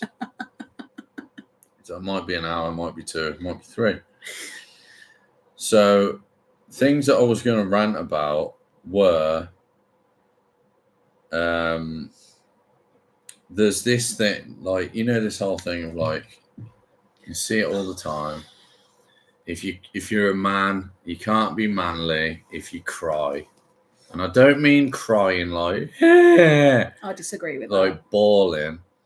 I mean, just like shed a tear. I'm just sweat right now. Well, this morning when I woke up, I saw a video, I think it was this morning, of Alex Pereira. Have you heard of him? No. Well, allow me to educate you. For anyone who hasn't heard of him, he is the former 2-weight division and current 2-weight division UFC champion and kickboxing champion of the world. Probably the scariest dude on the planet. His intimidation factor is up there with prime Mike Tyson. So if you watch the UFC or you follow the UFC, his nickname is Stonehand because his knockout power is so fucking lethal. And today, or yesterday, he did a video with a fan who had been diagnosed with cancer and who did Muay Thai. And he was a fan of Alex Pereira. And he doesn't speak English. And he looks like, you know, those stone statues with the big long face? Yeah. He looks like one of them. So picture that. No, I've got it, yeah. On a 6'4" Brazilian dude that's covered in tattoos and has a shaved head with a big stone head. And in the video, Alex shaves his head for him because obviously he's going to lose his hair anyway. And he's talking to him while he's doing it. And Alex starts getting emotional and he starts like he goes like this and like moves the camera away. And all the comments on it are positive. Mhm. But if you ever see anyone else crying or showing any emotion like that, everyone shits all over them. If it's an actor or someone who plays a tough guy or a fighter or anything like that. And he seems to be the dude that you just cannot hate. Partly because he doesn't really speak English. He's like a Terminator that doesn't talk. But the fact that he cried, and I have it on my phone here, so I'll show you. See what you think. You haven't mentioned whiskey yet. We did at the start. You did. You're paying attention. When did you tune in? So, yeah, we're drinking whiskey. What did you think of the whiskey? Me? Yeah. You saw my reaction to it, right? I'm not a whiskey drinker. I thought I'd try it. So, for It anyone was not interested good for me. and that wasn't paying attention at the start, we're drinking the Sexton single malt Irish whiskey. And for anyone He is drinking because I couldn't stand it. I had 2 sips. That hasn't watched the first episode, I can't remember the specifics on it because I get punched in the head a lot. So go back and Google it. Is that It's not your my excuse? fucking job. Yeah. Maybe we should change the name from the whiskey hour to the... a little tip just for you because you might not have seen this. But me. Sexton was originally, I can't remember the name of I think it was Alex, funnily enough. But it was like a name that could be a male or female name. So it was distilled originally by a female. Yeah, I know, I saw that one. Who posed as a male to be because she didn't think she could be taken seriously in the whiskey industry. And it's triple distilled in copper pots. I remember that because I did a little bit of research. Back to what is it? Oswald Copperpot. And back to Batman. See, everything connects. And it is very nice. Oswald. My name's Jeff. My name is Jeff. Oswald Copperpot. No, is it Cobble? No, it is Copperpot. Cobblepot. It's Cobblepot. Cobblepot. Like cobblestones. Oswald Cobblepot. Are you all right? No, I was drinking before this started. There's a shock. But excuse me, this is the first time you've seen me with drinking, mate. Right, so there's Alex Pereira hugging the fan. Oh, he's lovely. See his stone tattooed on his hand. No, see, when I see a man cry, I think it's like, I don't know, there's something about it. I think it's more of like a feminine thing. Like if you see a man like tear up, it's really like, I don't know, is it like, it's almost like it does something to you chemically, like you feel like, oh, you just want to nurture it, or I think if I see it's people nice crying, to see people's emotions, especially a man. Well, it affects me in a weird way because if I see people crying, normally... Are you uncomfortable? No, I'm just like, shut the fuck up, and I want to slap them in the face. So when people are crying around me, like their parents died in a house fire. Okay, come on. If someone no, you can't say that. They've just lost. Would their you not legs. hug them? I'd just be like, get over it. What? Just fucking shut up. My parents have just died in a house fire. But get over it. Hold on, what's that one? I can't read that. Oh, who's this? You have a nice makeup. Thank you, Karina. Well, I'm assuming you're talking to me, Connor's makeup. So I don't have he sweated his makeup off. Not today. Not today, Karina. How are you? So we got the girls on. Yeah. Girl side. Fucking distracting me from what I'm saying. So I can't even remember what I was talking about. What was I talking about? You were educating me on whiskey. No, after that. And then we were speaking about Oswald Cobblepot. And then after that. And then we had a Oh, Karina is saying, haha, yes, because I distracted him. She distracted me, and then I distracted you, but we want the viewers, don't we? So we're going to be nice. But also gonna can't get remember angry. what I was talking about. Can someone please remind us what he was talking about? Was it Alex? Oh, that was it. It was Alex Pereira. Crying. So Crying, yeah. Yes. So normally if I see someone crying, I'm like, shut the fuck up, you're annoying me. But there's something about if you see a dude, like, have you seen Rocky Balboa? Yes. So, you know the one I mean, where he's with Paulie, not the first film, the sixth film, where Sylvester Stallone's like 58. Yeah. So there's a scene in that where he's in the warehouse with Paulie and he's talking about Adrian, his wife, dying, and he gets emotional and starts to cry. That, like, transfers onto me somehow. Yeah. Like, I feel that, even though it's acting, and it's like, well, that's good, it hurts. And I'm just like, and I just but have probably to leave. because you relate a lot to that character. So when you have people like come to you who have like emotional problems that you can't physically relate to, well, it's not just that character. Like, I mean, like, when you see like a strong alpha male character or person in general. What is this? He says, I've had 7 whiskeys now, so I better pull the bus over and have a kip. Fucking hell. Yeah, fair enough. Don't drink and drive. So other things are you were saying your reactions to things as well. Like you were saying that when you struggle with. Yeah, well, when I see like a strong male character, a strong alpha male person like Alex Pereira or Mike Tyson, you know, that Mike Tyson interview where he started crying, that affects me a lot.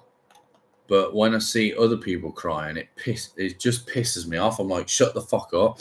My friend said this about me though sometimes, because like when she'd cry, I'd be very much like, oh, like there, like.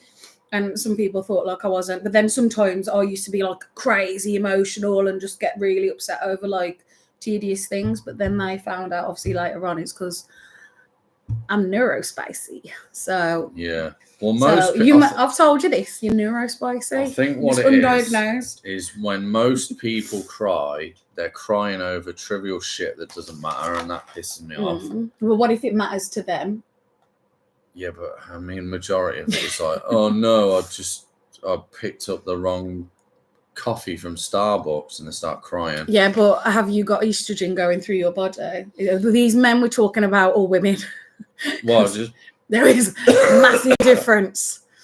It's people in general. But if you see someone like Mike Tyson crying, you know that he's like up there with the peak strongest, mentally strongest people on the planet. If it's affecting him that way, you know it's bad. It's like it's got to be really fucking dark. Do you know what's crazy though? Like obviously women get the rap for being emotional, but it's more the fact of like with the different factors as well of like hormones and regulations and things like that. So you could literally be the strongest man in the world and not cry, but you could also be a woman who technically and scientifically proven have a higher threshold for pain. Like we could cry over spilt milk, but we could be a boss when it means pushing a child out of us.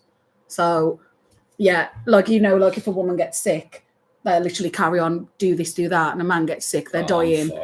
Here we go. So you could be the strongest man, but when it comes to those times, you're more emotionally broken down. A man is when they're ill, so that's when they feel like they need nurturing. I think it's because your testosterone levels are fucked as well. We've got but that's like the time as well where you're most likely to be emotional or more like wanting of affection and things like that. 2 days ago, I was really ill in bed, and I was just, I was like, looking back on it, I wasn't that bad. Sorry, this guy. But I was just like, I'm fucking dying, and I was lying there thinking, I've wasted my week doing fuck all, and now I'm gonna die.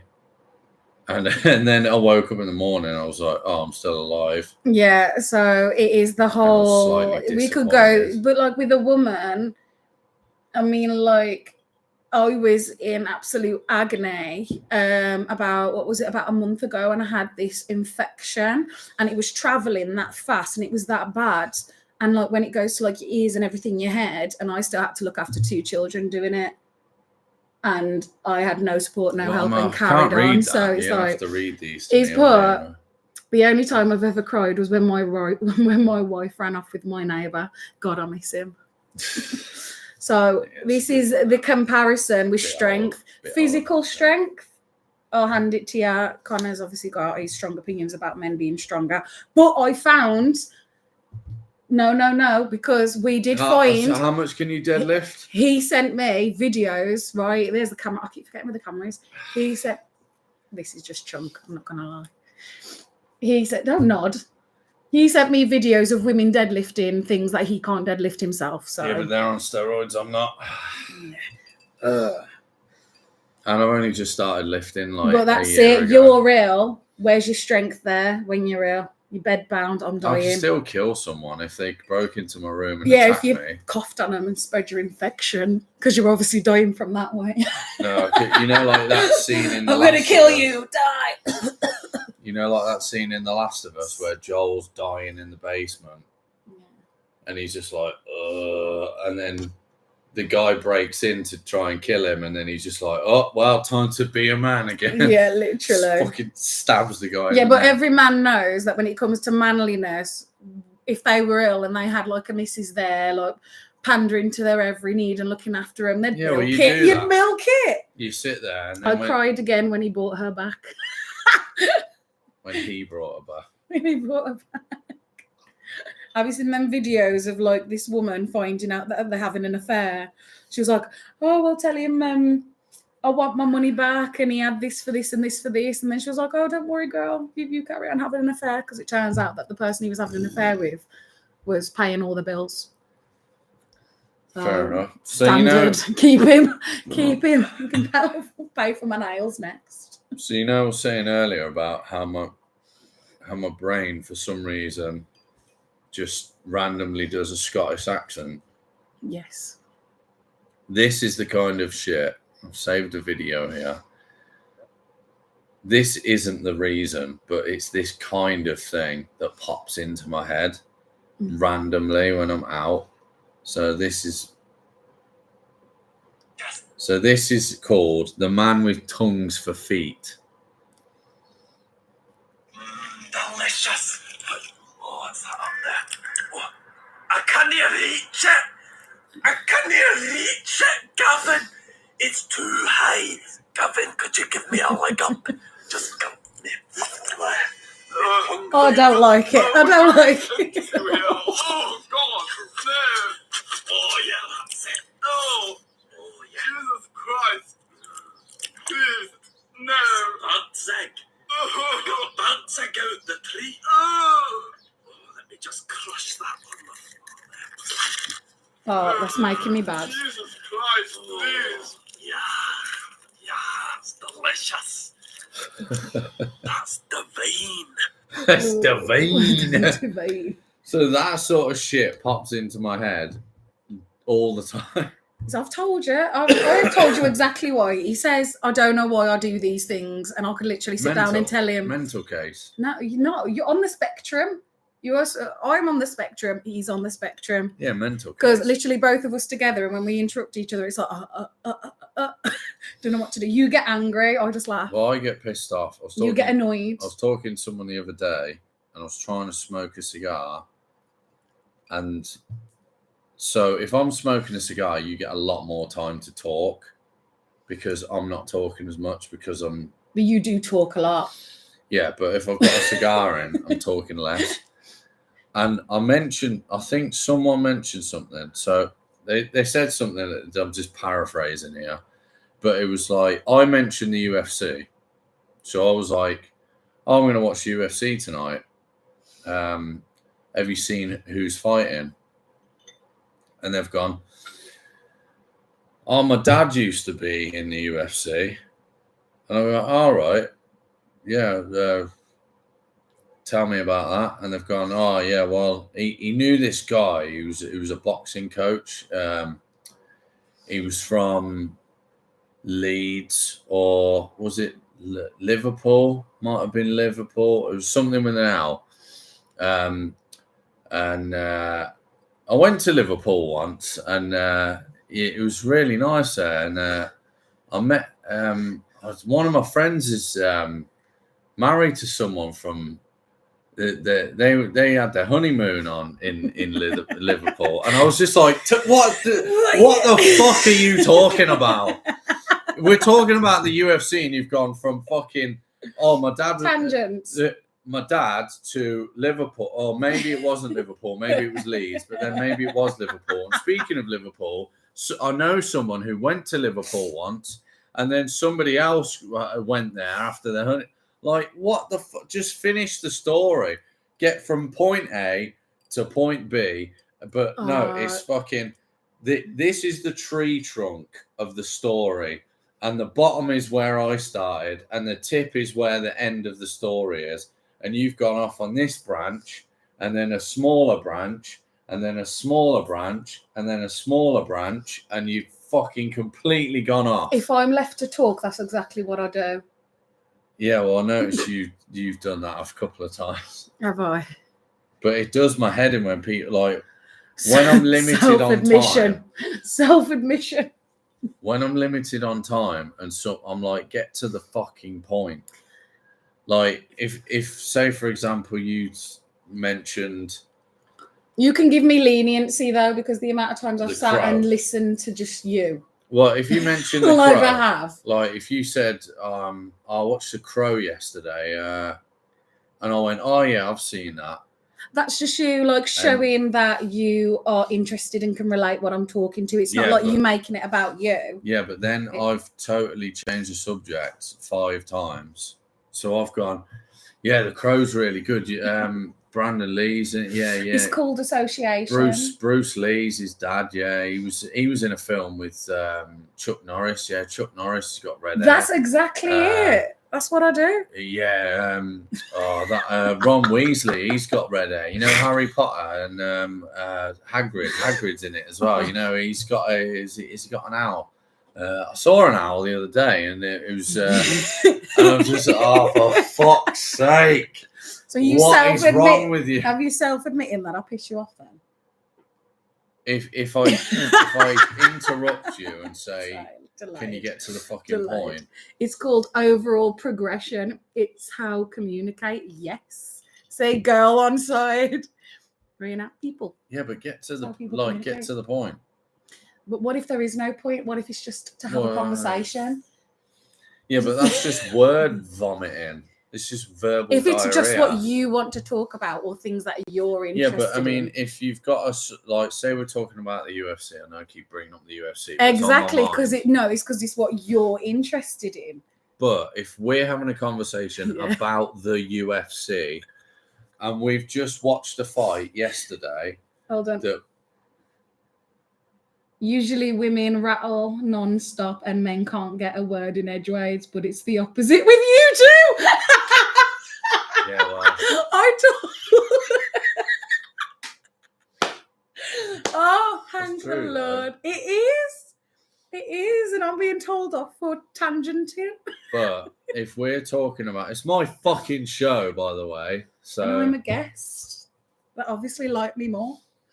This is the problem now. Do you want me to do my own show? Shall I? Yeah, I'll have you on as my first guest. You can call it the Rum Hour if you like. The Rum Hour.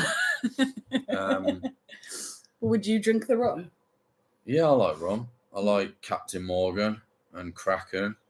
And can we do cocktails? No. Oh my God, yeah. Let's make it a proper girly one. If I have to do like the man show for you and, all fights and, manliness, then you can come and do like the cocktail hour with me and we can have like a sex on the beach and cocktail. Sounds gay to me. Yes. Hold on, what we got? It's your interest in UFC. Sometimes people can't support a conversation about it and change the topic. Oh, she's got you. Yeah, but that's what I'm saying. it. Is like, But I like fighting. I love UFC. my We are flatmate, watching it later. me and my flatmate both watch the UFC. Fucking ignore them for a minute and talking. Shut the fuck up. Give him a cigar. It might shut him up. Right. So I think you like me and my it. flatmate both like watching the UFC. If Yeah. we're having a conversation about the UFC and we're talking about a specific fight or a specific fighter, and then I go, yeah, Dustin Poirier was good. In the second round, I thought he was, I went to school with someone called Dustin, and he just got married last year. They went to Honolulu. Have you, they do this. No, you've just fucking totally fucked the conversation up there. We're halfway through a conversation. Finish that conversation first, and then have your mental fucking Breakdown. autistic breakdown about random shit that has nothing Well, to there do are with what ways you. to shut people up. If you don't want to do it, you can still be polite about it. Yeah, well, I'm not. You're not too bad with me. You haven't lost your rag with me yet. I don't know whether Maybe it's you haven't because seen me we're. at work. I don't want to see you at Oh, work. I'm The conversations tired. you tell me about the stuff that you go on at work. I do not want to be a part of it. Yeah, if people heard that, they would. We'd probably all be in jail. We'd all get Andrew Tated to fuck. Speaking of which, Speaking of Andrew Tate, we were talking about Trump earlier, but I've got something. So, yes. are you? How much have you been following all the shit with Andrew Tate about him going to jail and all that shit? No, nothing at all. You'll have to fill me in. So basically, I'll shorten it. I'll give you the abridged version. Mm-hmm. So Andrew Tate he was a kickboxing champion. He went on Big Brother. He said a few things. He upset a few people. Yeah. He got labelled as a misogynist, and they cancelled all of his social media, banned him from everything. And then a few months later, they threw him in jail and said that he was a human trafficker. And then they had to release him from jail. Yeah. He was found innocent. And then he came out and said that when you get to a certain level of influence, unless you do what the Matrix, as he calls it, tells you to do, Yeah. they will try to cancel you. And they have 3 stages for that. And the first one is they try and silence you, which is ban all your social media so you can't tell people what you think, Yeah. which they did to him and they did to Trump. The second stage is they try and put you in jail, which they did to him and they tried to do with Trump because they tried to put him in jail. And he said the third one, this is last year, the third one is the silence you didn't work, the putting you in jail didn't work, then they'll try and assassinate you. And then they clone you. And that's what he said. So he thought he was going to get shot last year at the end of the year. And he said they've been doing the same thing to Trump and they're trying to do the same thing to Russell Brand and other people. But yeah, no, I've heard those he's theories. just been proven right because they tried to silence Trump. They banned him from Twitter. And then they tried to put him in jail. That didn't work. And then they've tried to shoot him. So, I mean, he was right. People last year were saying, oh, he's paranoid. And nah, they wouldn't assassinate people like that. But he's fucking right. What's this? You're going to have to read this out loud. That's very well put, actually. You can't compartmentalize conversation. Digression is essential. Otherwise, it's just a series of statements. As in the tangent thing we were speaking about earlier, like Yeah, how but I like mean, like- conversations like naturally go from like one subject to the other to the other to the other. Especially Yeah, if I get Yeah. that, but you can't just start a sentence and travel through 20 different multiverses unless you're Doctor Strange. within that fucking sentence. Unless you are me. And as well, like with the hint of ADHD in there, it's like talking and then get distracted by something cute and fluffy like a kitten. Yeah. Speaking of which, it's gone quiet. They're asleep. Good. They've knackered themselves out. We've Yeah, got chewing all got my one on the bag. cables. We've got one on the bag over there. We've got one on this little sofa down there. They've got tired, knocking my lights over, chewing my cables, and sitting on the laptop and walking in my whiskey, which looks like there's cat hairs in it. Does it? It's not that bad. Does your whiskey actually have cat hairs in It looks like there's a hair in there, but it could be one of mine. I just think it's the ice. Verbal. Anyway, changing the subject entirely again. Games. I do not play games. Wow, that's fucked that one up there. Know your audience.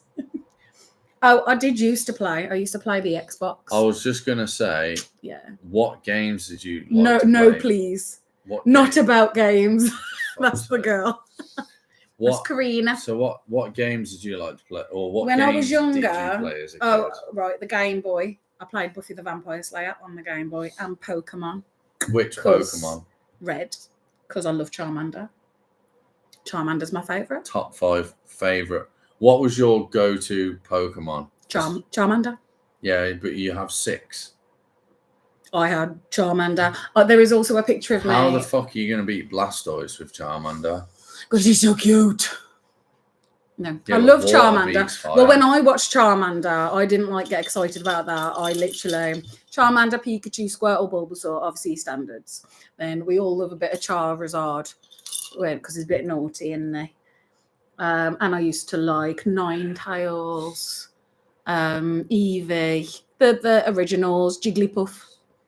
Well, the first 150 Pokemon are the I love- best.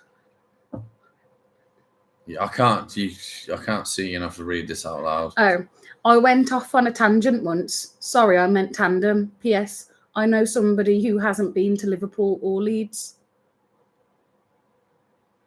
Fair enough.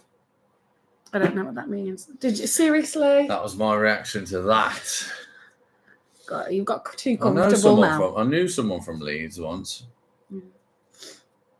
But yeah, Pokemon. I played Pokemon, and when I was younger, literally, I collected all the teddies and the cards as well. Did you cry when Ash died in the first movie and Pikachu cried?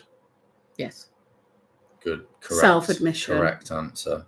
The only Everybody answer. did. It's the only answer. But yeah, I played those, and then I had a GameCube, which I was not I had happy that. about. I was not happy about I because liked the GameCube. my mum got me the GameCube, but when I was snooping under her bed and I saw the Xbox, I was like, I wanted an Xbox. So I was like, oh my God, she's got me an Xbox for Christmas. It was my sister's. My sister got it on Christmas Day, and Yeah, I but got the the GameCube. GameCube had some really good games. They had, Tack and the Power of Juju. they had Super Smash Bros. Melee. That was a fucking brilliant. Let's not fighting forget the game. Legend of Zelda. I never played Zelda. You didn't? What you But doing? Super Smash Bros. Melee was one of the best 2-player fighting games ever, and it was up to 4 players, so you could have all your mates play. The Hulk Ultimate Destruction was the best Hulk game ever, and still stands up as one of the best Marvel games. Let's just be true for a minute. You can't beat the Sega Mega Drive Sonic the Hedgehog or Yeah, but it Street gets old, Rage. it gets boring. Street Rage. It gets old. Like I used to Running play from it left to all the right. time, and then I got like the game on the Xbox, like full of all the Sega Mega Drive games, like with Collins and Street Rage, and then I couldn't get past the levels, and then I think realised I went off Sonic after the one Sonic Adventure 2 Battle, which is the one, where you had the little Chow garden with the little creatures and you raised them. I got obsessed with that for like a year. I thought I was so good at them And then until I I realised that I was only winning because I was playing 2-player with my sister, and she was really good. Metal Arms, Mm-mm. that was a fucking brilliant 2-player game on the GameCube. Ultimate Spider-Man was really good. Some of these games they need to remaster or remake. I do like watching people play games because I get just as intense. Oh, Lara Croft, ultimate female I badass. never liked that game. I think Lara Croft probably. it was just I wonder boring. why. No, I was just running around a cave and I was like, there's nothing to do. Yeah, there is. You fix find the puzzles in the cave and, you know, fight off wolves and shoot people. Oh, I just remember it being like stuck in a cave and fuck all to do, and I was just like, this is shit. You have to work out the puzzles. Give me GTA Vice City. Yeah. Where I can just get killed, come out of the hospital, jump in an ambulance, go straight to where the fast car is, race it around until I get killed again, and then repeat for hours on end. I used to like play those car games where you just literally spend the majority of the game doing up your car to make it look cool, and then Like you Need for just Speed games. yeah, just drive it around. Yeah. But then I'd never speed because I didn't want to like bash up the car, so I'd just go around really I slowly. used to do that on GTA. Mario, I like Mario. Mario Karts. Yeah. Mario. I think the one I liked was the one on the Mario Kart Double Dash on the GameCube. Fucking brilliant game. Some of these games are so good from what I remember. It was all I cared about. It was like pure joy on a disc Oh. as a kid. Because me and my mates and my dad will fucking remember this. Memories. We used to have sleepovers and we'd play Mario Kart Double Dash, where we'd all race each other. We'd play Super Smash Bros. Melee, where we'd all fight each other. And then we'd play Metal Arms, where you team up. So we'd have games where we're competing and then where we're working together. And then like the Hulk and Spider-Man were good single-player games. And it's really hard to get good two-player games now. There's not a lot of options. The only recent ones that I've played are on like the PlayStation 5.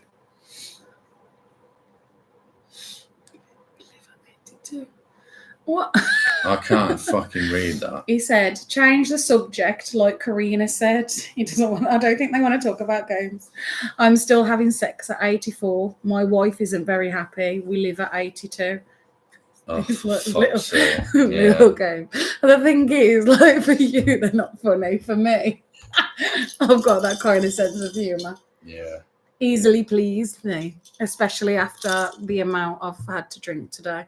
So, the fights are starting, and I think the main card starts at midnight. Midnight. We're We're watching it. We're watching it. What time is it now? It's 10 o'clock now. Yeah, well, we've got another 2 minutes of ranting yet. Another 2. So, one thing that pisses me off. Another thing that all the pisses you off. time. I saw this clip today Have you tried Buddhism? of this. Yeah, it doesn't work. Of this fat guy. He's in like a forklift. So you know them golf carts. No.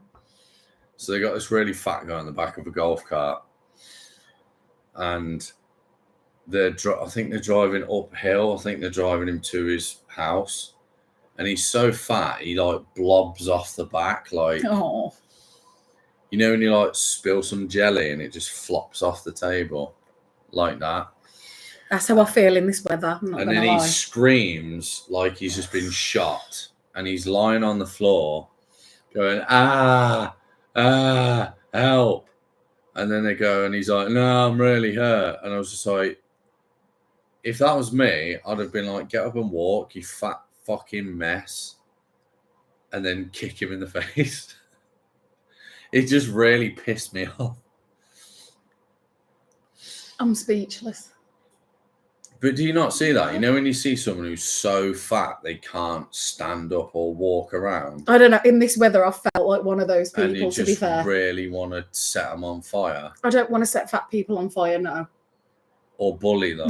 No, I don't want to bully anyone. Why do you? They deserve. Why does they it need bother you? Bullying needs to happen to a degree. Bullying It does makes not need to stronger. happen.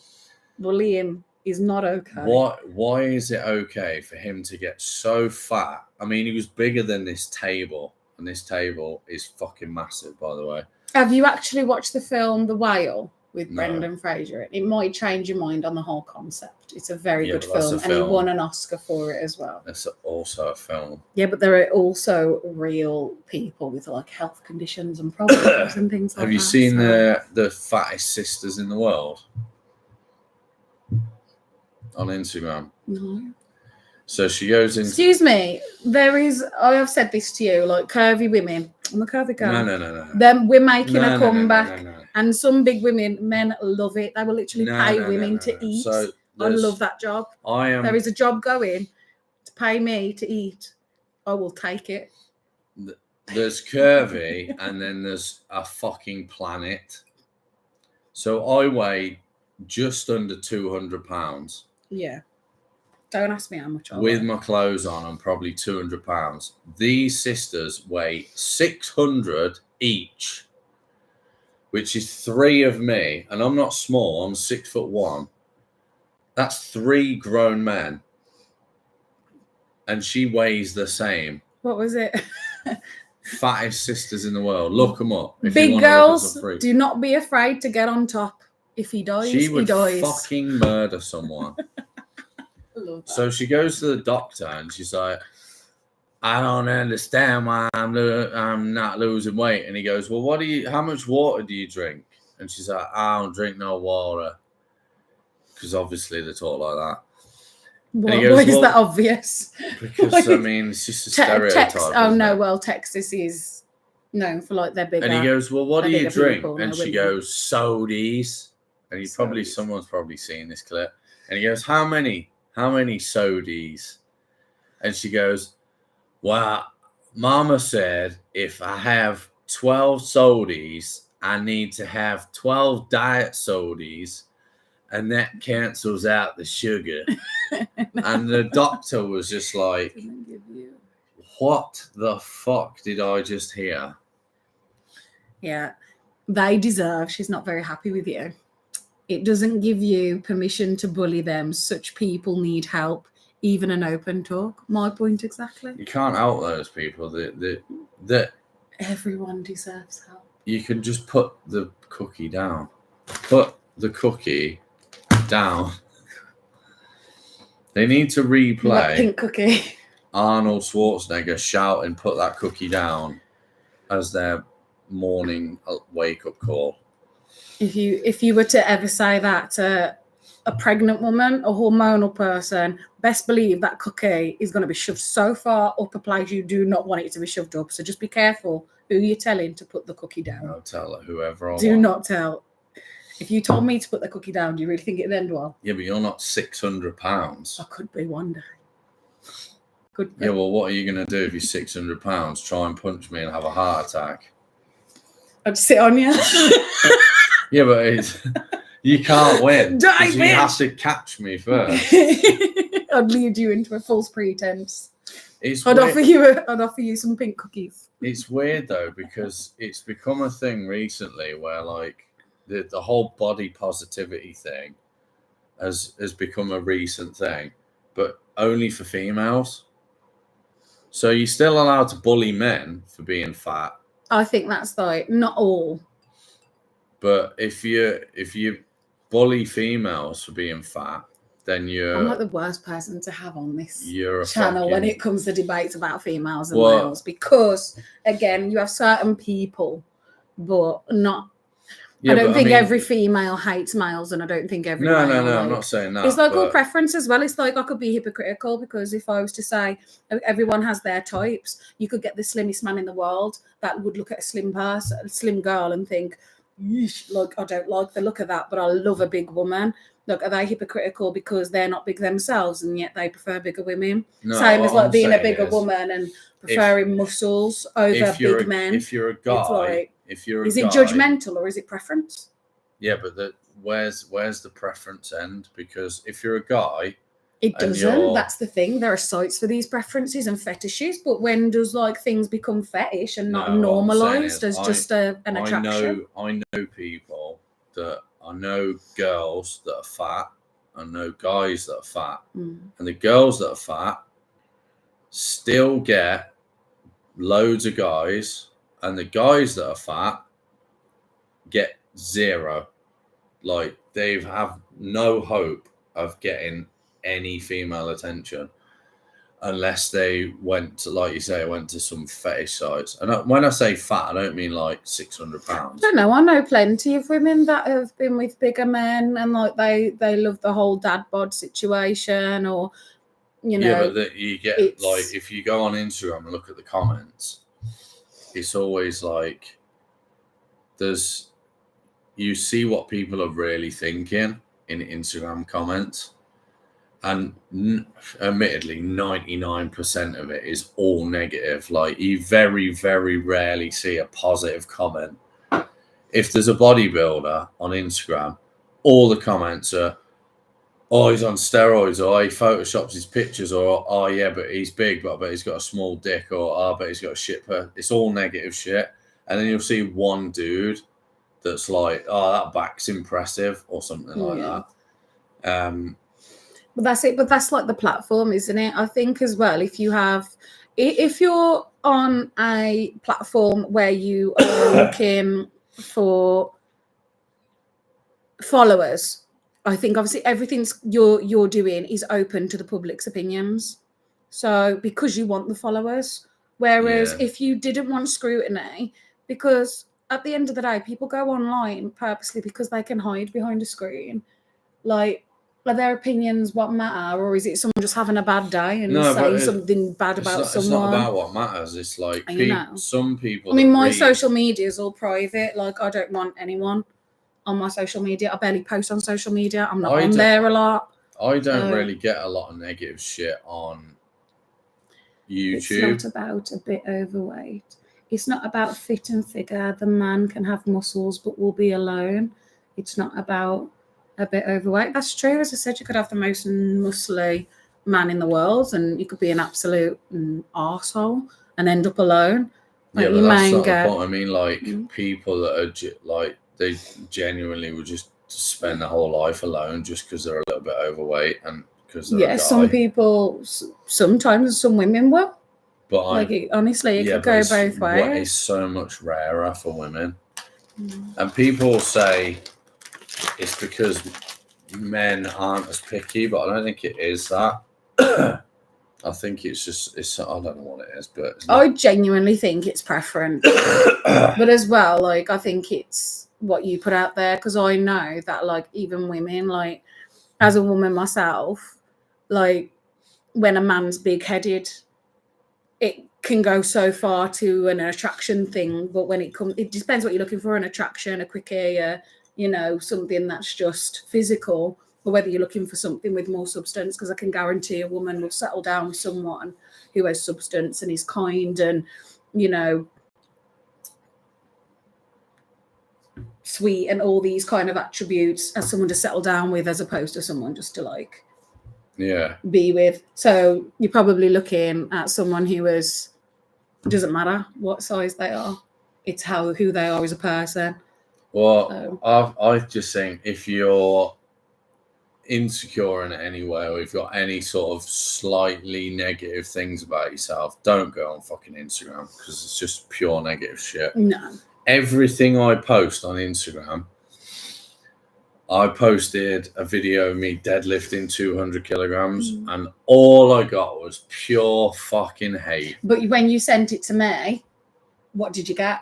When you sent it personally to me? Yeah, you said, well done. Exactly.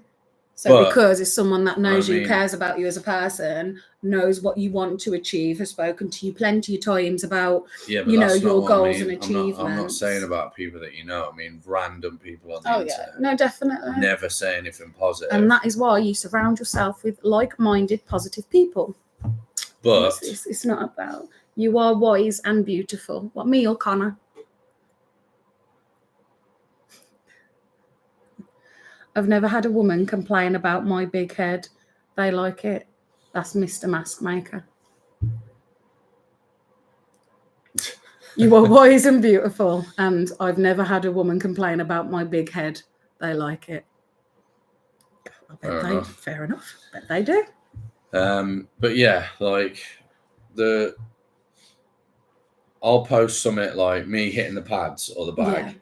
Just doing a bit of a workout, and I'm posting it to mostly for myself. So I'm like, so I can look back on it and be like, oh, 6 months ago, I look like this, and now I'm faster, or I look better, The or I'm change, bigger. like the change is Or I'm actually quite deadlifting. impressive. When you showed me your before and after, like recent and then after, like before, Yeah. like it is really impressive, and you should be proud of yourself. But I'll get Definitely. people on there saying shit like, "Oh, you're hitting pads, but you."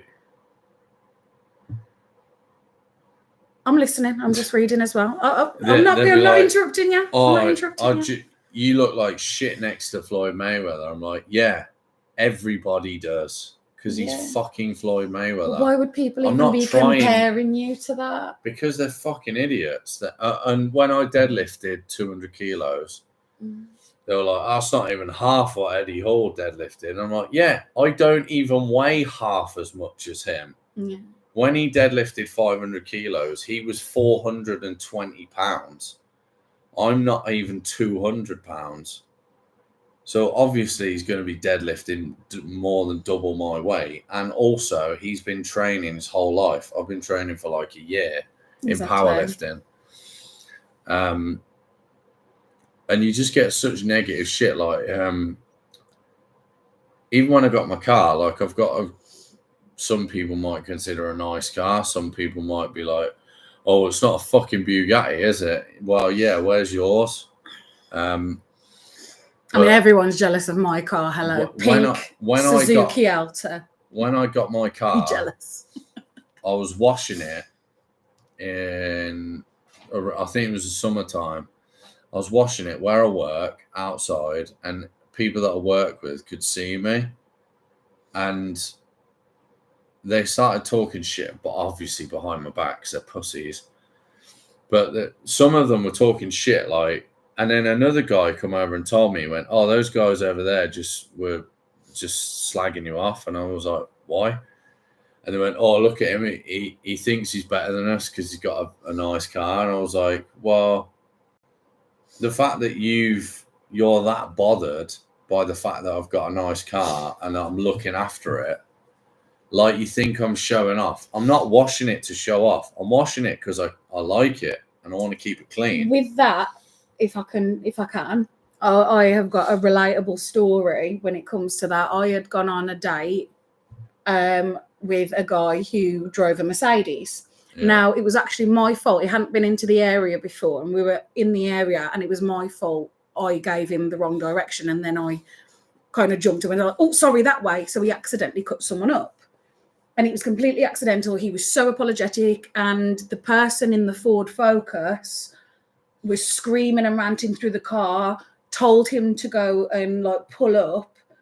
And I mean, the guy who got out in the Ford Focus, I mean, even I thought like, okay, really, are you serious?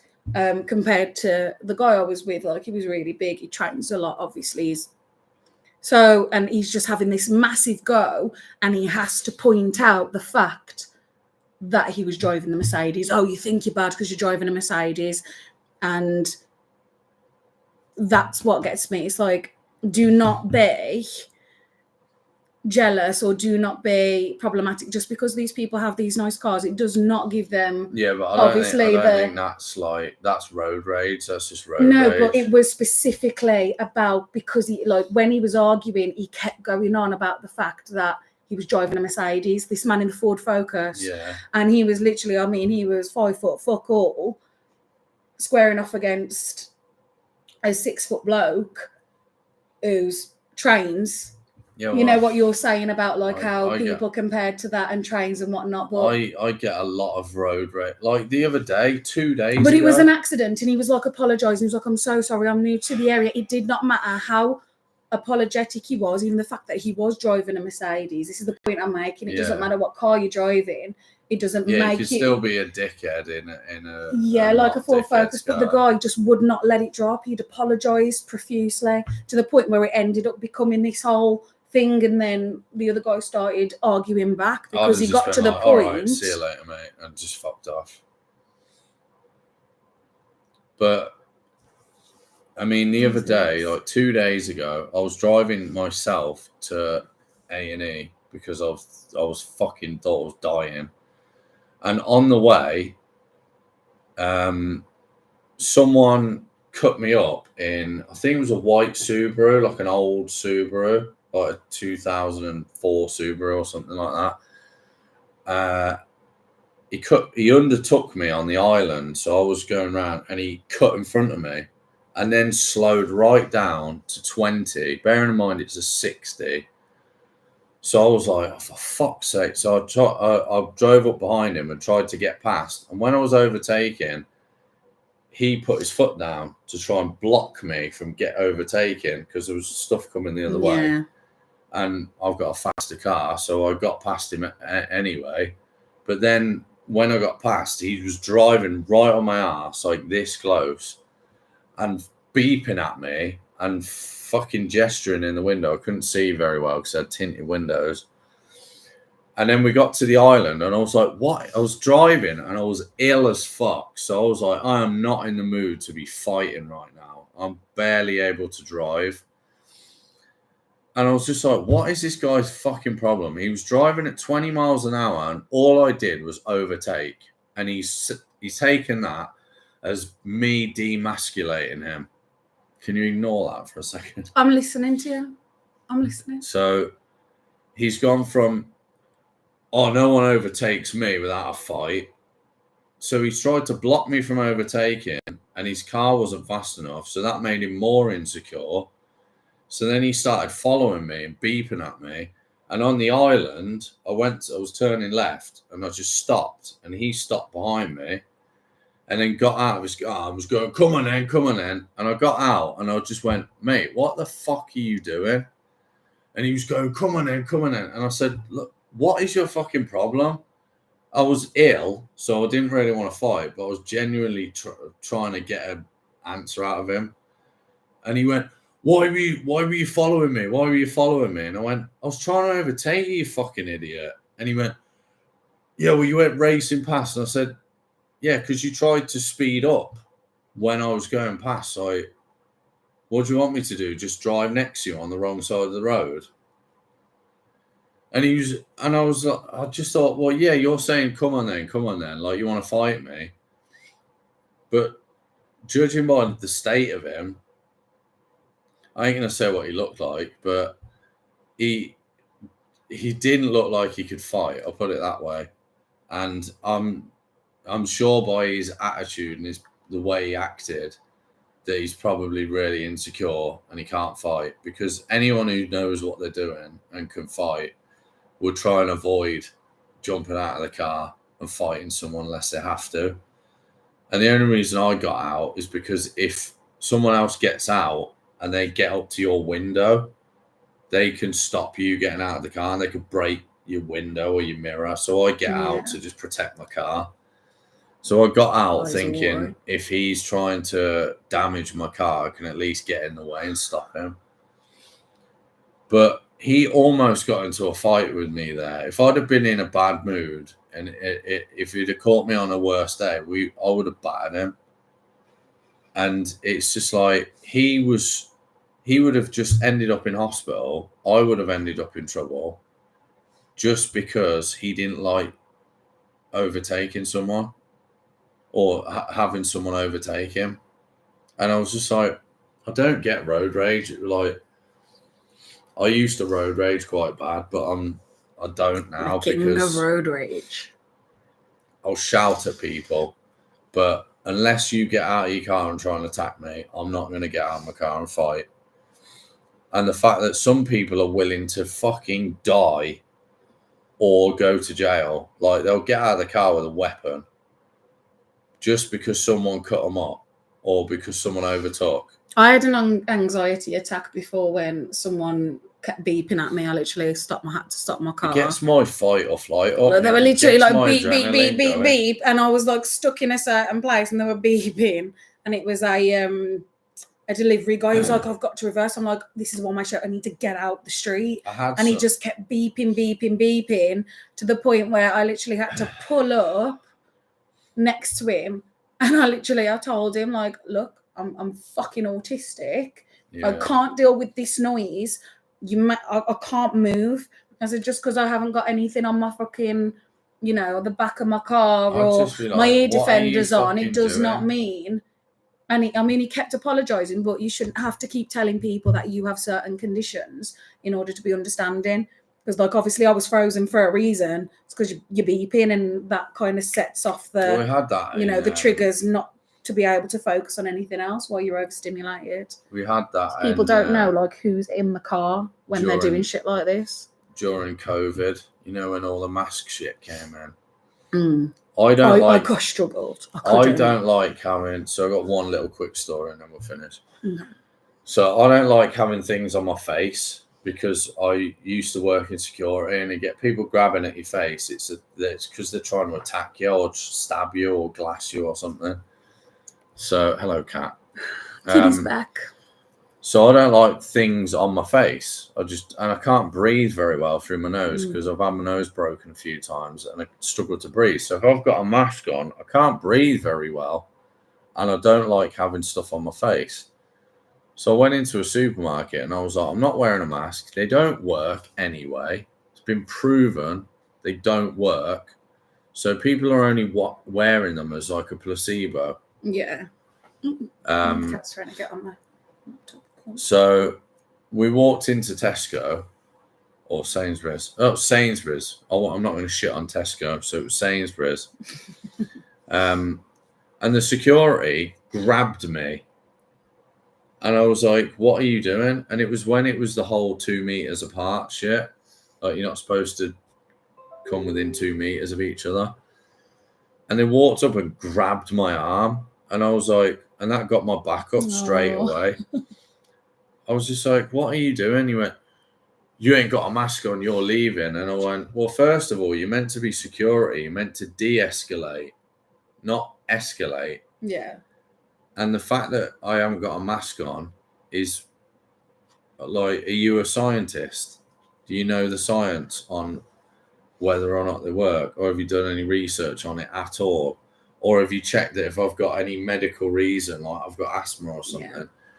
But he went instant, and there was 2 of the security guards that come over, and they were all trying to like provoke a fight, basically. And I was with my flatmate, and she knows what I'm like. So she got really stressed out because she thought a fight was going to happen and someone was going to get hurt. And it could have easily happened, but we left the shop. But it was just like, it was just proving the point that people are willing to go to aggression over shit that just doesn't matter. Yeah. Like when I was working in security, there were certain rules that I would just let slide because it's not worth the hassle. Like, no one's getting hurt. But if I try and enforce this rule right now, a fight's going to happen. So I'll just be like, well, I'll leave it until it becomes a problem. Yeah. And then I'll deal with it.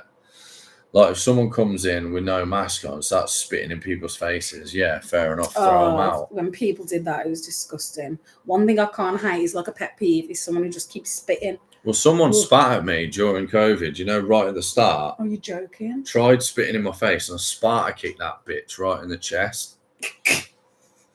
And I would do it again. Fucker. Because someone said and on that note, she said, oh, he's just kicked me. I'm a girl. And I said, yeah, well, you just tried spitting your dirty little crusty COVID phlegm in my face. So, yeah, you're lucky you only got a kick in the chest and not in the fucking chops. Because by rights, like, when that happened, you could press charges against people for spitting at you. You can press charges for kicking someone in the chest. Yeah, but I mean, if someone's got HIV... No. And they spit blood in your face, that's like I think everyone has a right to defend. Anyone who spits at me, I don't care if the cat's just tried to kill itself. She wants to get back up. Yeah, anyone who tries to spit in my face, they're getting a left hook or a roundhouse kick to the nutsack. And on that note, we are 2.5 hours into the whiskey hour. How did we do? The cats are getting very... Is this the longest whiskey hour? Well, the last one was like over 2 hours, but I had to cut 30 minutes out of it because it was too offensive, and I got told off. Got told I had to remove certain bits. So I just cut the whole last half hour. But this one, I'm sure will be fine. You sure? I don't know. We'll see. I'll see. I'll find out. I'll find out when I'm editing it tomorrow. We're checking up on it. And it's getting late, and I want to watch. I want to eat, and I want to watch the fights. So that is that. Did you enjoy your time? I did thoroughly. Good. And thank Hopefully. you for the comments as well, Mr. Mask Maker and Karina. No one will say to you this time to remove. Same. I don't understand what I those don't know. things. We don't have to read It's, every comment. It's just, Oh yeah, but I'm being polite. yeah. I'm being polite, engaging with the audience. Right. Well, we'll call that there because it's 2 hours 30. I need a shower. I've been sweating. Right. It is very hot. It is very hot. Well, Enjoy the heat wave. the next episode will be in about a month's time because I've already booked it. Already have a guest ready. So Very exciting. anyone who wants to bother us with some mental comments, feel free. Right. That's the end of that then. All right. Bye. Right. What's that say now? And do my old man Your thing. stream will stop immediately and you will no longer be live. Oh We're God. still I'll no longer live. be alive. No, we'll no longer be Thank live. God. We're still live.